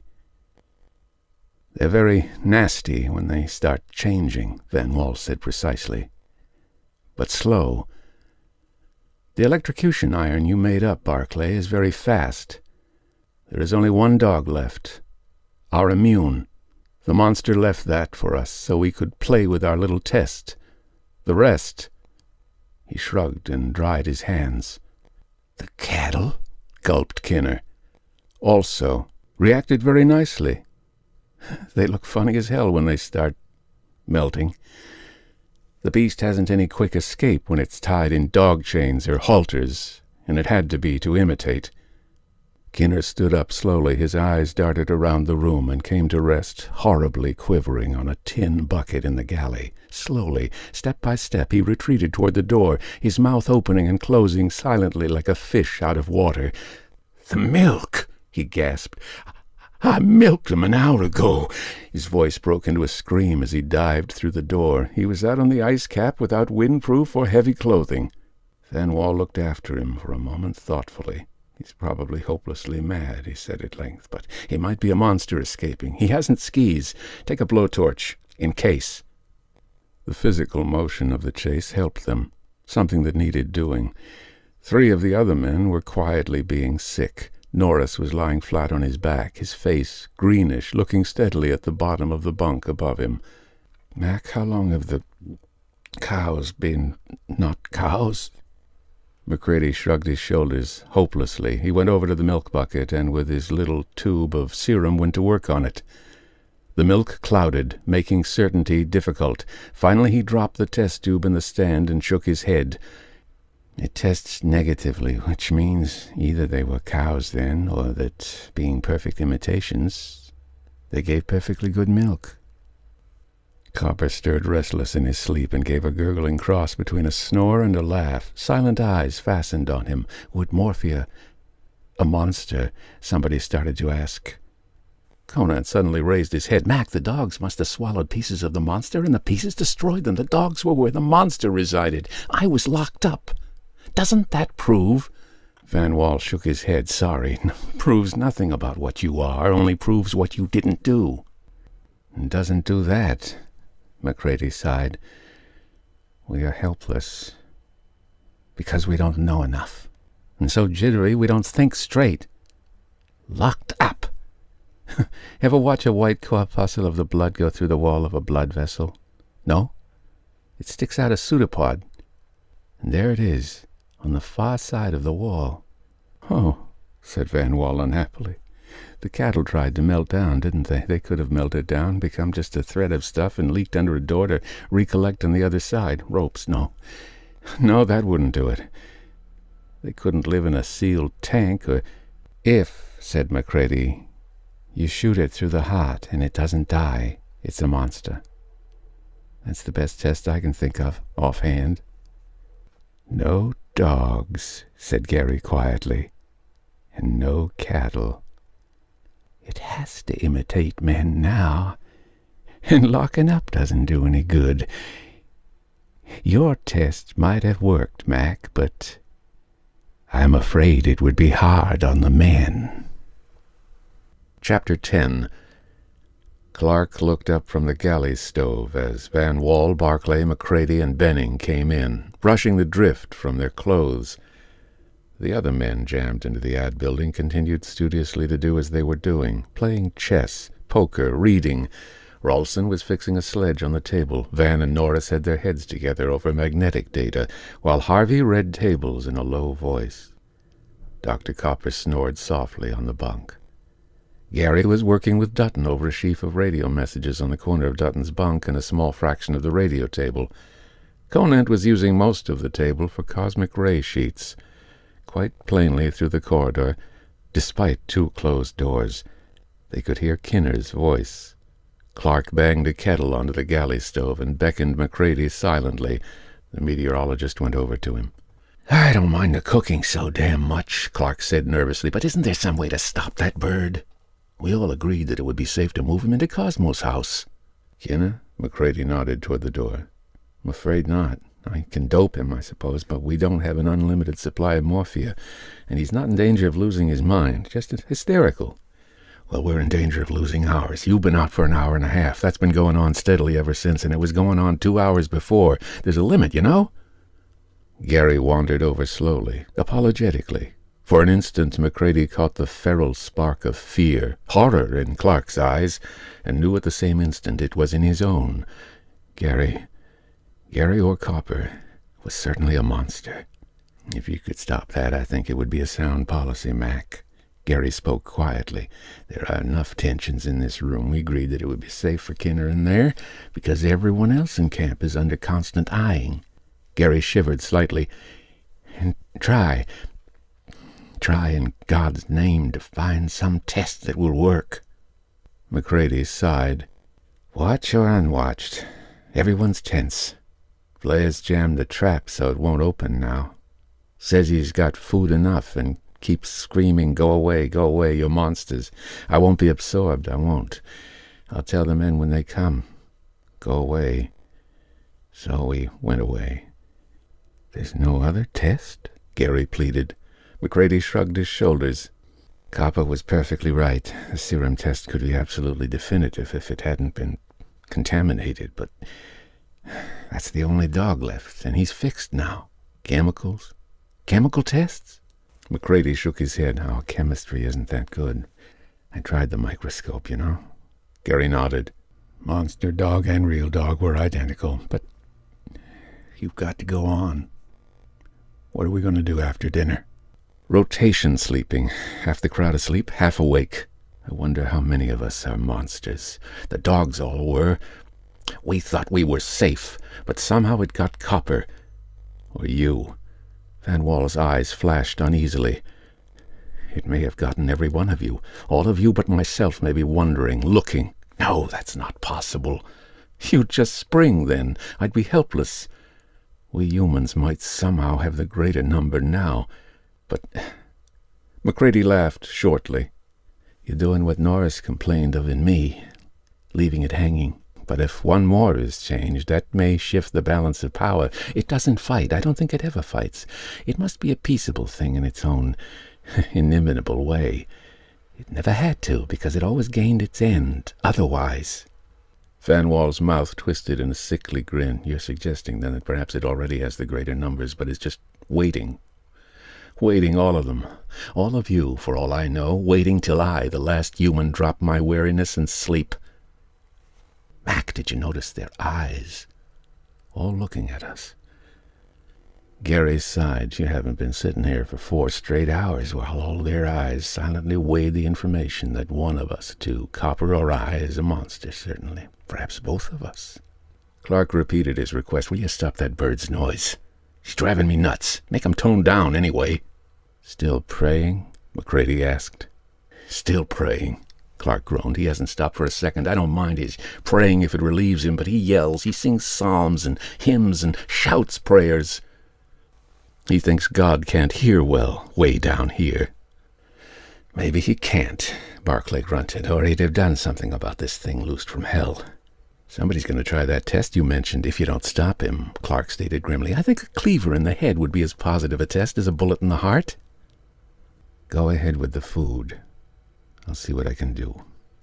There may be something in the cabinets. McCready moved wearily toward the corner Copper had used as his dispensary.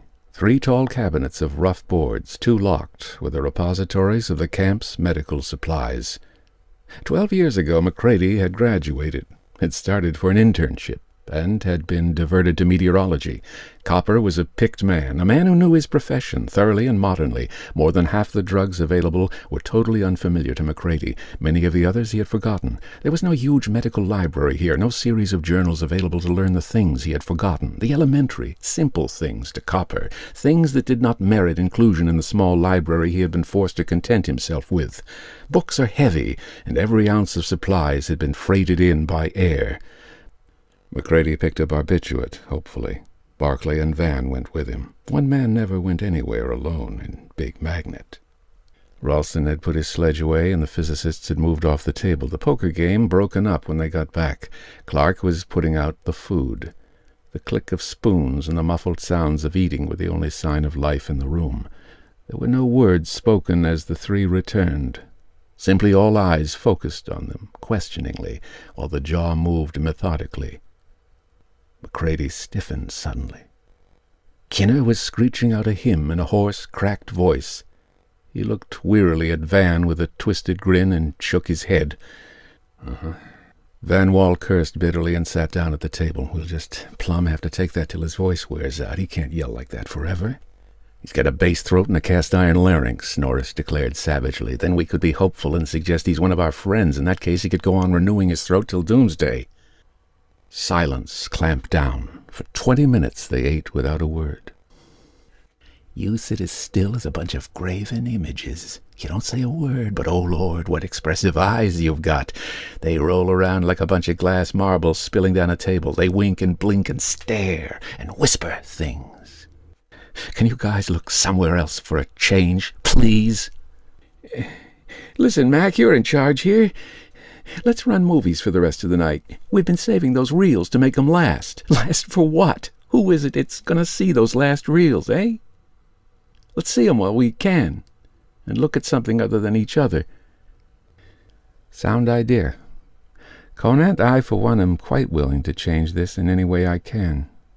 Turn the sound up loud, Dutton. Maybe you can drown out the hymns, Clark suggested. But don't, Norris said softly. Don't turn off the lights altogether. The lights will be out. McCready shook his head. We'll show all the cartoon movies we have. You won't mind seeing the old cartoons, will you? Goody, goody. A moving picture show. I'm just in the mood. McCready turned to look at the speaker, a lean, lanky New Englander by the name of Caldwell. Caldwell was stuffing his pipe slowly, a sour eye cocked up to McCready. The bronze giant was forced to laugh. Okay, Bot, you win. Maybe we aren't quite in the mood for Popeye and trick ducks, but it's something. Let's play classifications, Caldwell suggested slowly. Or maybe you call it Guggenheim. You draw lines on a piece of paper and put down classes of things, like animals, you know? One for H and one for U, and so on, like human and unknown, for instance. I think that would be a hell of a lot better game. Classification, I sort of figure, is what we need right now, a lot more than movies. Maybe somebody's got a pencil he can draw lines with. Draw lines between the U animals and the H animals, for instance. McCready's trying to find that kind of pencil, Van Wall answered quietly, but we've got 3 kinds of animals here, you know. One that begins with M. We don't want any more. Mad ones, you mean? Clark, I'll help you with those pots so we can get our little peep show going. Caldwell got up slowly. Dutton and Barclay and Benning, in charge of the projector and sound mechanism arrangements, went about their jobs silently. While the ad building was cleared and dishes and pans disposed of, McCready drifted over toward Van Wall slowly and leaned back in the bunk beside him. "I've been wondering, Van," he said with a wry grin, "whether or not to report my ideas in advance. I forgot the U-animals, as Caldwell named it, could read minds. I've a vague idea of something that might work. It's too vague to bother with, though. Go ahead with your show while I try to figure out the logic of the thing. I'll take this bunk." Van Wall glanced up and nodded. The movie screen would be practically on a line with his bunk, hence making the pictures least distracting here because least intelligible. "Perhaps you should tell us what you have in mind. As it is, only the unknowns know what you plan. You might be unknown before you got it into operation. Won't take long if I get it figured out right, but I don't want any more all but the test dog monster things. We better move Copper into this bunk directly above me. He won't be watching the screen either." McCready nodded toward Copper's gently snoring bulk. Gary helped them lift and move the doctor. McCready leaned back against the bunk and sank into a trance, almost, of concentration, trying to calculate chances, operations, methods. He was scarcely aware as the others distributed themselves silently and the screen lit up. Vaguely, Kinner's hectic shouted prayers and his rasping hymn-singing annoyed him till the sound accompaniment started. The lights were turned out, but the large, light-colored areas of the screen reflected enough light for ready visibility. It made men's eyes sparkle as they moved restlessly. Kinner was still praying, shouting, his voice a raucous accompaniment to the mechanical sound. Dutton stepped up the amplification. So long had the voice been going on that only vaguely at first was McCready aware that something seemed missing. Lying as he was, just across the narrow room from the corridor leading to Cosmos House, Kinner's voice had reached him fairly clearly, despite the sound accompaniment of the pictures. It struck him abruptly that it had stopped. "Dutton, cut that sound," McCready called as he sat up abruptly. The pictures flickered for a moment, soundless and strangely futile in the sudden, deep silence. The rising wind on the surface above bubbled melancholy tears of sound down the stovepipes. "Kinner's stopped," McCready said softly. "For God's sake, start that sound, then. He may have stopped to listen," Norris snapped. McCready rose and went down the corridor. Barclay and Van Wall left their places at the far end of the room to follow him.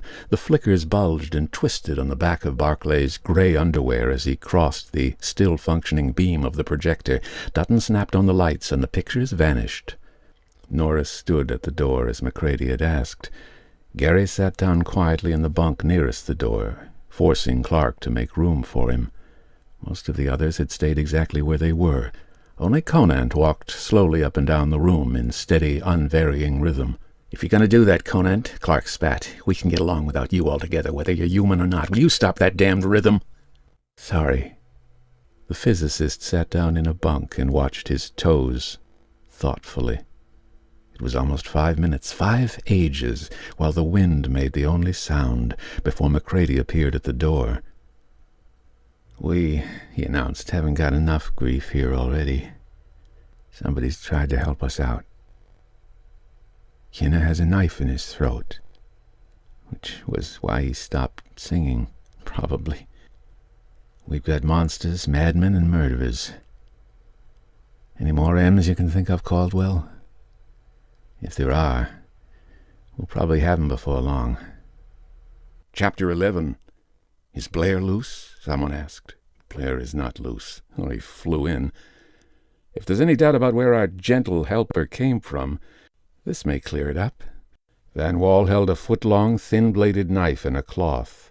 The wooden handle was half burnt, charred with the peculiar pattern of the top of the galley stove. Clark stared at it. I did that this afternoon. I forgot the damn thing and left it on the stove. Van Wall nodded. I smelled it, if you remember. I knew the knife came from the galley. I wonder, said Benning, looking around at the party warily, how many more monsters have we? If somebody could slip out of his place, go back of the screen to the galley, and then down to the Cosmos house and back. He did come back, didn't he? Yes. Everybody's here. Well, if one of the gang could do all that... Maybe a monster did it, Gary suggested quietly. There's that possibility. The monster, as you pointed out today, has only men left to imitate. Would he decrease his supply, shall we say?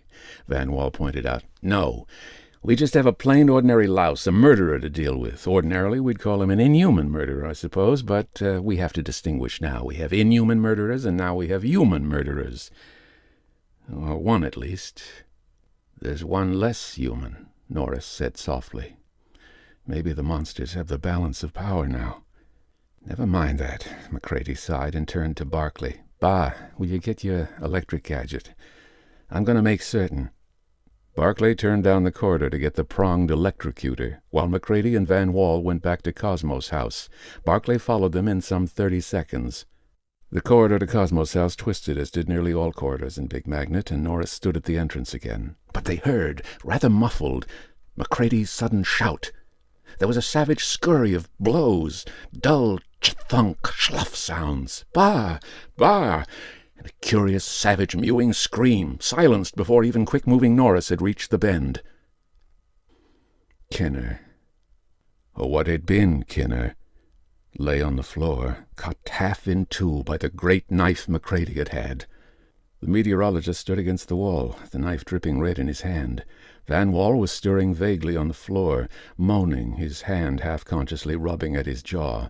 Barclay, an unutterably savage gleam in his eyes, was methodically leaning on the pronged weapon in his hand.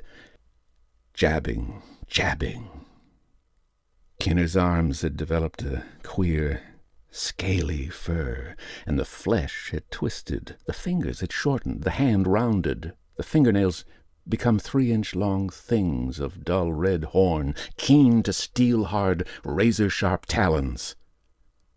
McCready raised his head, looked at the knife in his hand, and dropped it.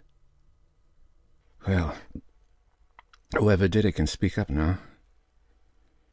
He was an inhuman murderer at that, in that he murdered an inhuman. I swear by all that's holy, Kinner was a lifeless corpse on the floor when we arrived, but when it found we were going to jab it with the power, it changed. Norris stared unsteadily. Oh, Lord, those things can act. Ye gods, sitting in here for hours, mouthing prayers to a God it hated, shouting hymns in a cracked voice, hymns about a church it never knew, driving us mad with its ceaseless howling. Well, speak up, whoever did it. You didn't know it, but you did the camp a favor, and I want to know how in blazes you get out of that room without anyone seeing you. It might help in guarding ourselves. His screaming, his singing, even the sound projector couldn't drown it. Clark shivered. It was a monster. Oh, said Van Wall in sudden comprehension, you were sitting right next to the door, weren't you? And almost behind the projection screen already. Clark nodded dumbly. It's quiet now. It's a dead Mac. Your test's no damn good. It was dead anyway, monster or man. It was dead. McCready chuckled softly. Boys, meet Clark. The only one we know is human. Meet Clark, the one who proves he's human by trying to commit murder and failing. And will the rest of you please refrain from trying to prove you're human for a while? I think we may have another test.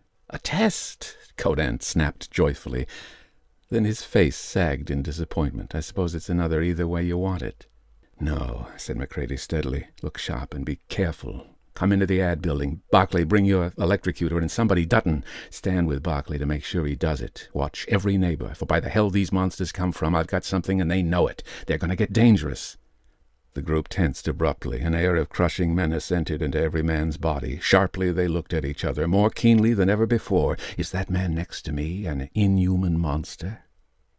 "What is it?" Gary asked as they stood again in the main room. "How long will it take?" "I don't know exactly," said Macready, his voice brittle with angry determination, "but I know it will work, and no two ways about it. It depends on a basic quality of the monsters, not on us. Kinna just convinced me." He stood heavy and solid in bronzed immobility, completely sure of himself again at last. "This," said Barclay, hefting the wooden-handled weapon tipped with its two sharp-pointed charged conductors, "is going to be rather necessary, I take it. Is the power plant assured?" Dutton nodded sharply. "The automatic stoker bin is full. The gas power plant is on standby. Van Wall and I set it for the movie operation, and we've checked it over rather carefully several times, you know. Anything those wires touch dies," he assured them grimly. "I know that." Dr. Copper stirred vaguely in his bunk, rubbed his eyes with fumbling hand. He sat up slowly, blinked his eyes blurred with sleep and drugs, widened with an unutterable horror of drug-ridden nightmares. "Gary," he mumbled, "Gary, listen. Shellfish from hell they came, and hellish shellfish. I mean self. Do I? What do I mean?" He sank back in his bunk and snored softly. Macready looked at him thoughtfully. "We'll know presently," he nodded slowly. "But selfish is what you mean, all right. You may have thought of that half-sleeping, dreaming there. I didn't stop to think what dreams you might be having, but that's all right. Selfish is the word. They must be, you see." He turned to the men in the cabin, tense, silent men staring with wolfish eyes, each at his neighbor. "Selfish, and as Dr. Copper said, every part is a whole. Every piece is self-sufficient, an animal in itself. That, and one other thing, tell the story. There's nothing mysterious about blood. It's just as normal a body tissue as a piece of muscle or a piece of liver. But it hasn't so much connective tissue, though it has millions, billions of life cells." Macready's great bronze beard ruffled in a grim smile. "This is satisfying in a way. I'm pretty sure we humans still outnumber you others. Others standing here. And we have what you other world race evidently doesn't. Not an imitated, but a bred-in-the-bone instinct, a driving, unquenchable fire that's genuine. We'll fight with a ferocity you may attempt to imitate, but you'll never equal. We're human, we're real. Your imitations, false to the core of your every cell." "All right. It's a showdown now. You know. You, with your mind reading, you've lifted the idea from my brain. You can't do a thing about it. Standing here, let it pass. Blood is tissue. They have to bleed.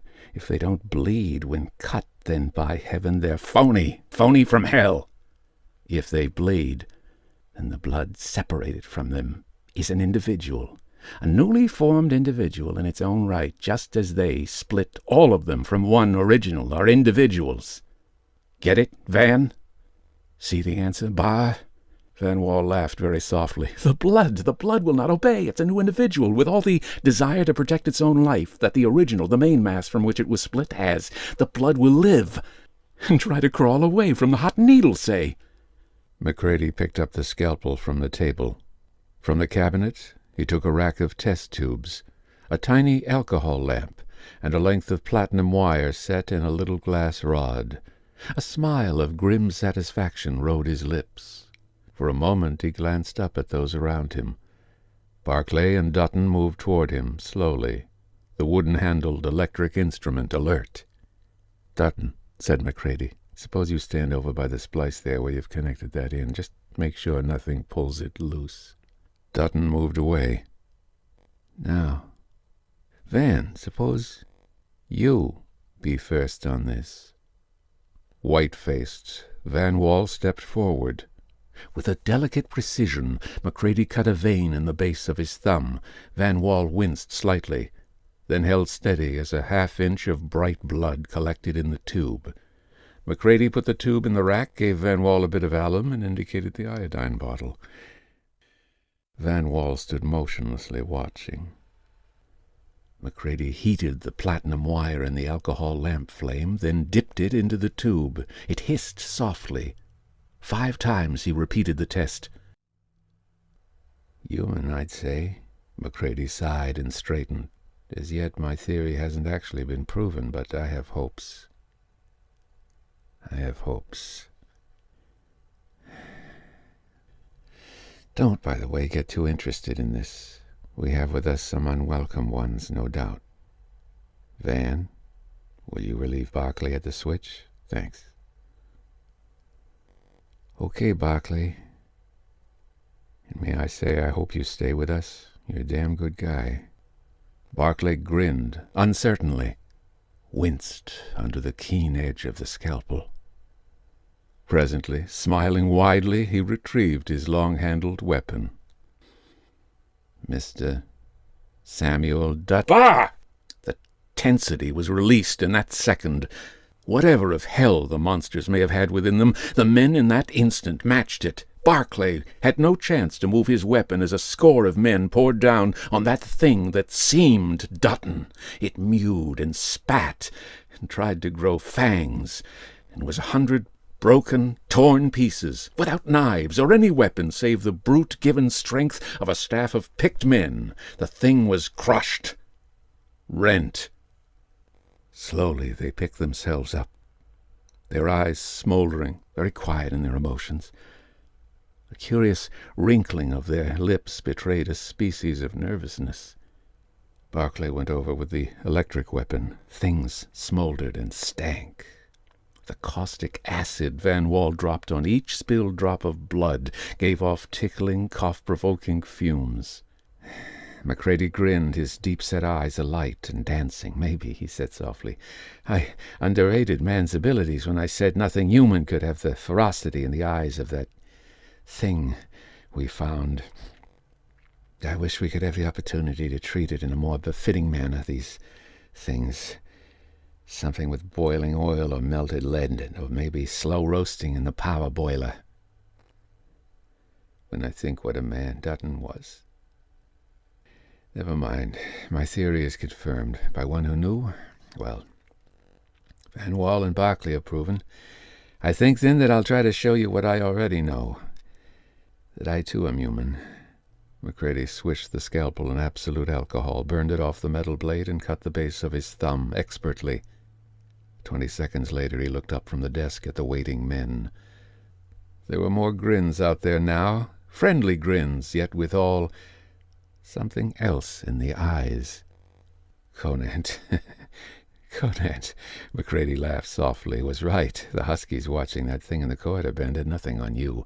Wonder why we think only the wolf blood has the right to ferocity? Maybe on spontaneous viciousness a wolf takes tops, but after these 7 days, abandon all hope, ye wolves who enter here. Maybe we can save time. Conant, would you step forward?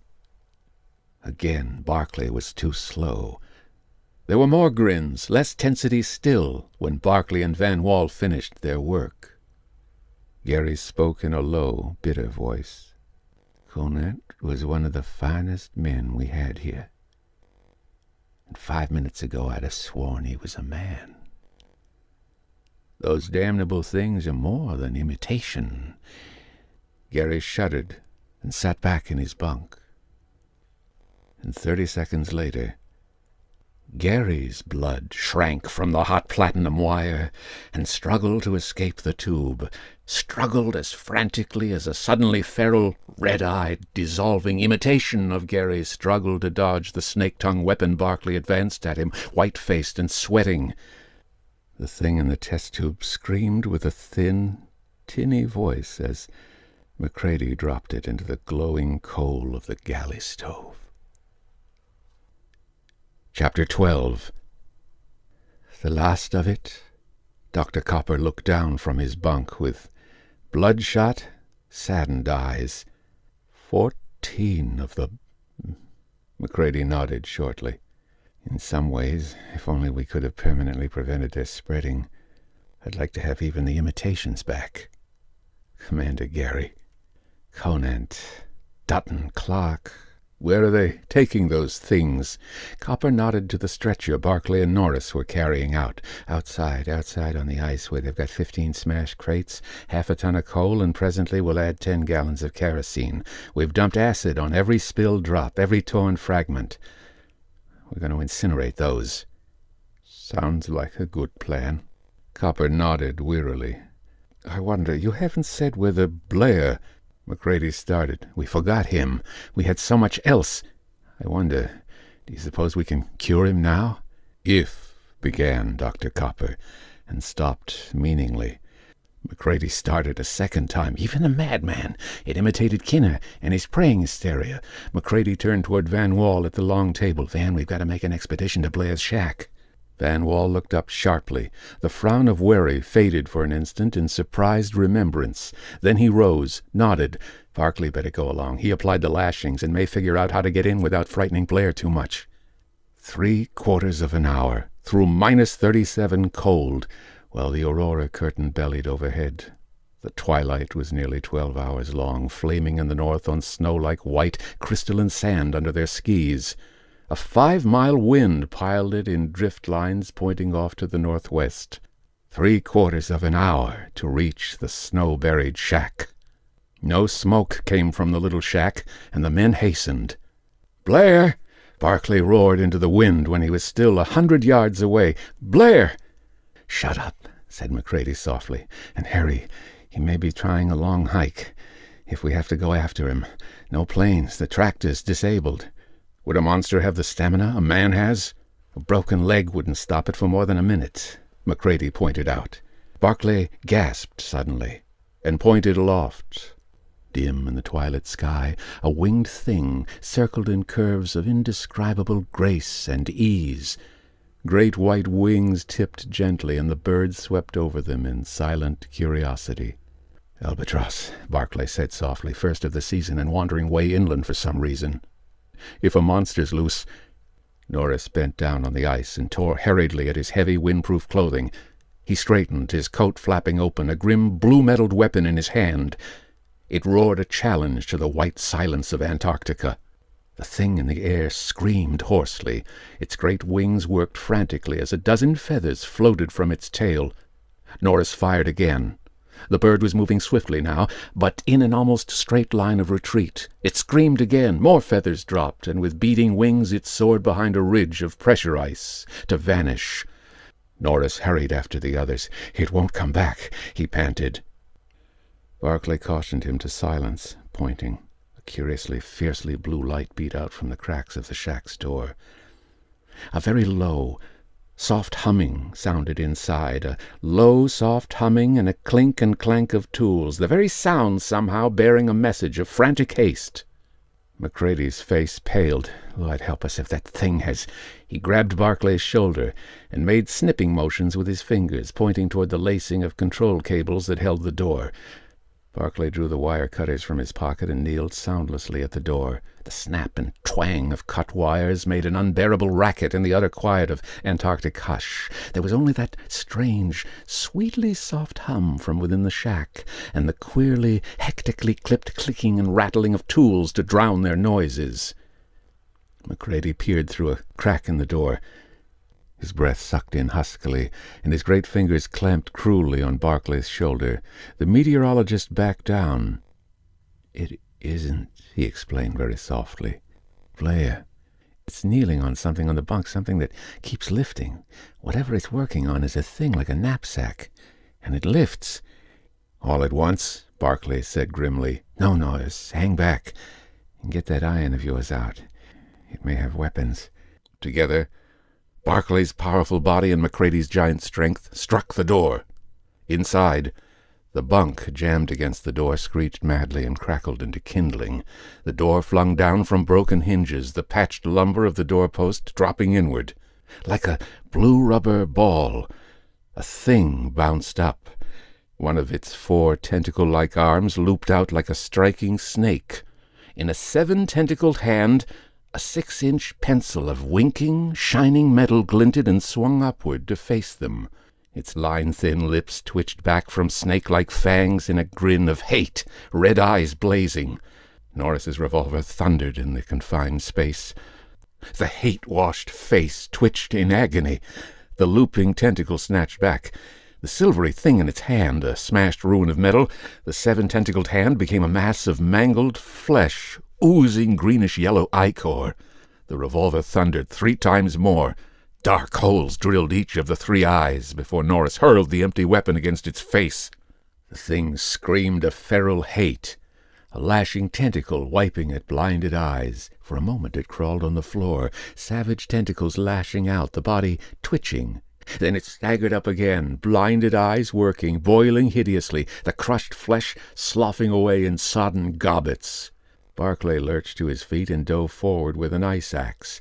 The flat of the weighty thing crushed against the side of the head. Again the unkillable monster went down. The tentacles lashed out, and suddenly Barclay fell to his feet in the grip of a living, livid rope. The thing dissolved as he held it, a white-hot band that ate into the flesh of his hands like living fire. Frantically he tore the stuff from him, held his hands where they could not be reached. The blind thing felt and ripped at the tough, heavy, windproof cloth, seeking flesh it could convert.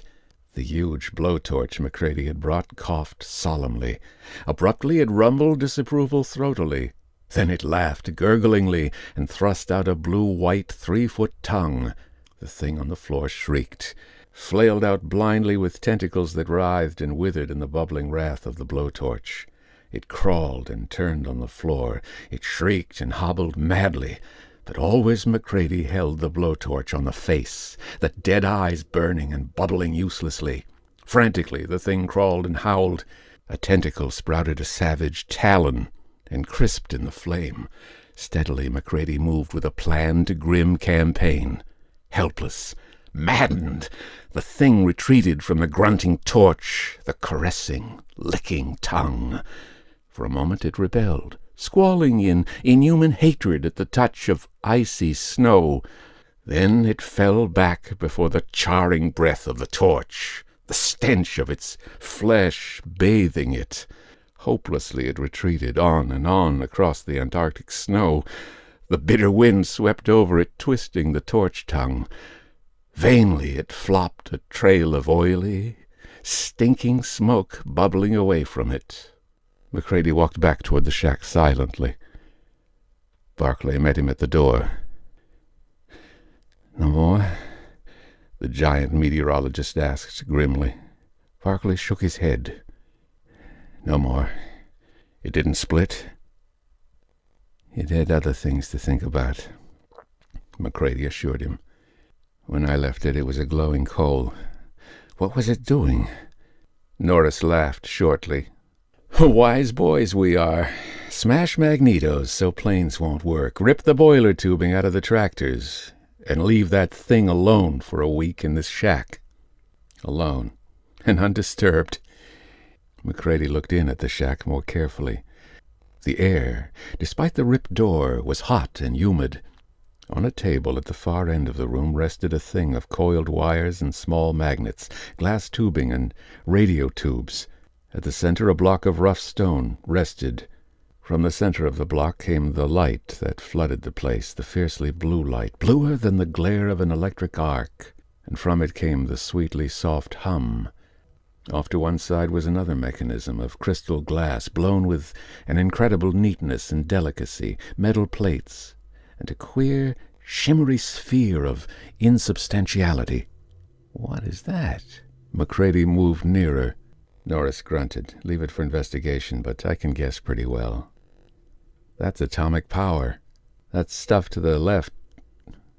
That's a neat little thing for doing what men have been trying to do with 100-ton cyclotrons and so forth. It separates neutrons from heavy water, which he was getting from the surrounding ice." "Where did he get all—" "Oh, of course. A monster couldn't be locked in or out. He's been through the apparatus caches." Macready stared at the apparatus. Lord, what minds that race must have. The shimmery sphere. I think it's a sphere of pure force. Neutrons can pass through any matter, and he wanted a supply reservoir of neutrons. Just project neutrons against silica, calcium, beryllium, almost anything, and the atomic energy is released. That thing is the atomic generator. McCready plucked a thermometer from his coat. It's 120 in here, despite the open door. Our clothes have kept the heat out to an extent, but I'm sweating now. Norris nodded. The light's cold, I've found that. But it gives off heat to warm the place through that coil. He had all the power in the world. He could keep it warm and pleasant as his race thought of warmth and pleasantness. Did you notice the light, the color of it? McCready nodded. Beyond the stars is the answer. From beyond the stars. From a hotter planet that circled a brighter, bluer sun they came. McCready glanced out the door toward the blasted, smoke-stained trail that flopped and wandered blindly off across the drift. There won't be any more coming, I guess. Sheer accident it landed here. And that was 20 million years ago. What did it do all that for? He nodded toward the apparatus. Barclay laughed softly. Did you notice what it was working on when we came? Look! He pointed toward the ceiling of the shack. Like a knapsack made of flattened coffee tins with dangling cloth straps and leather belts. The mechanism clung to the ceiling. A tiny, glaring heart of supernal flame burned in it, yet burned through the ceiling's wood without scorching it. Barclay walked over to it, grasped two of the dangling straps in his hands, and pulled it down with an effort. He strapped it about his body. A slight jump carried him in a weirdly slow arc across the room. "Anti-gravity," said McCready softly. "Anti-gravity." Norris nodded. "Yes, we had 'em stopped, with no planes and no birds." The birds hadn't come. But they had coffee tins and radio parts and glass and the machine shop at night. And a week. A whole week, all to itself. America in a single jump. With anti-gravity. Powered by the atomic energy of matter. Oh, we had 'em stopped. Another half hour. It was just tightening these straps on the device so we could wear it. And we'd have stayed in Antarctica and shot down any moving thing that came from the rest of the world. "The albatross," McCready said softly. "Do you suppose?" With this thing almost finished, with that death weapon it held in its hand? No. By the grace of God, who evidently does hear very well, even down here.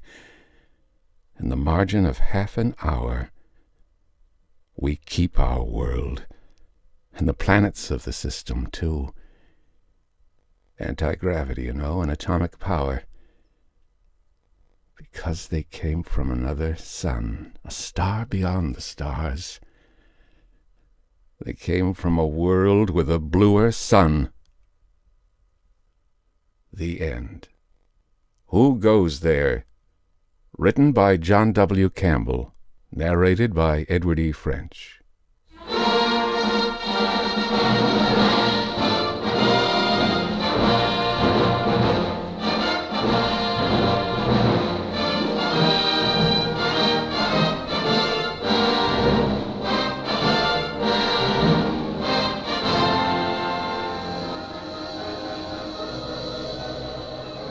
This audiobook recording is copyright 2025 by Edward E. French. All rights reserved. Inquiries should be addressed to email edwardfrench06@hotmail.com. Good night.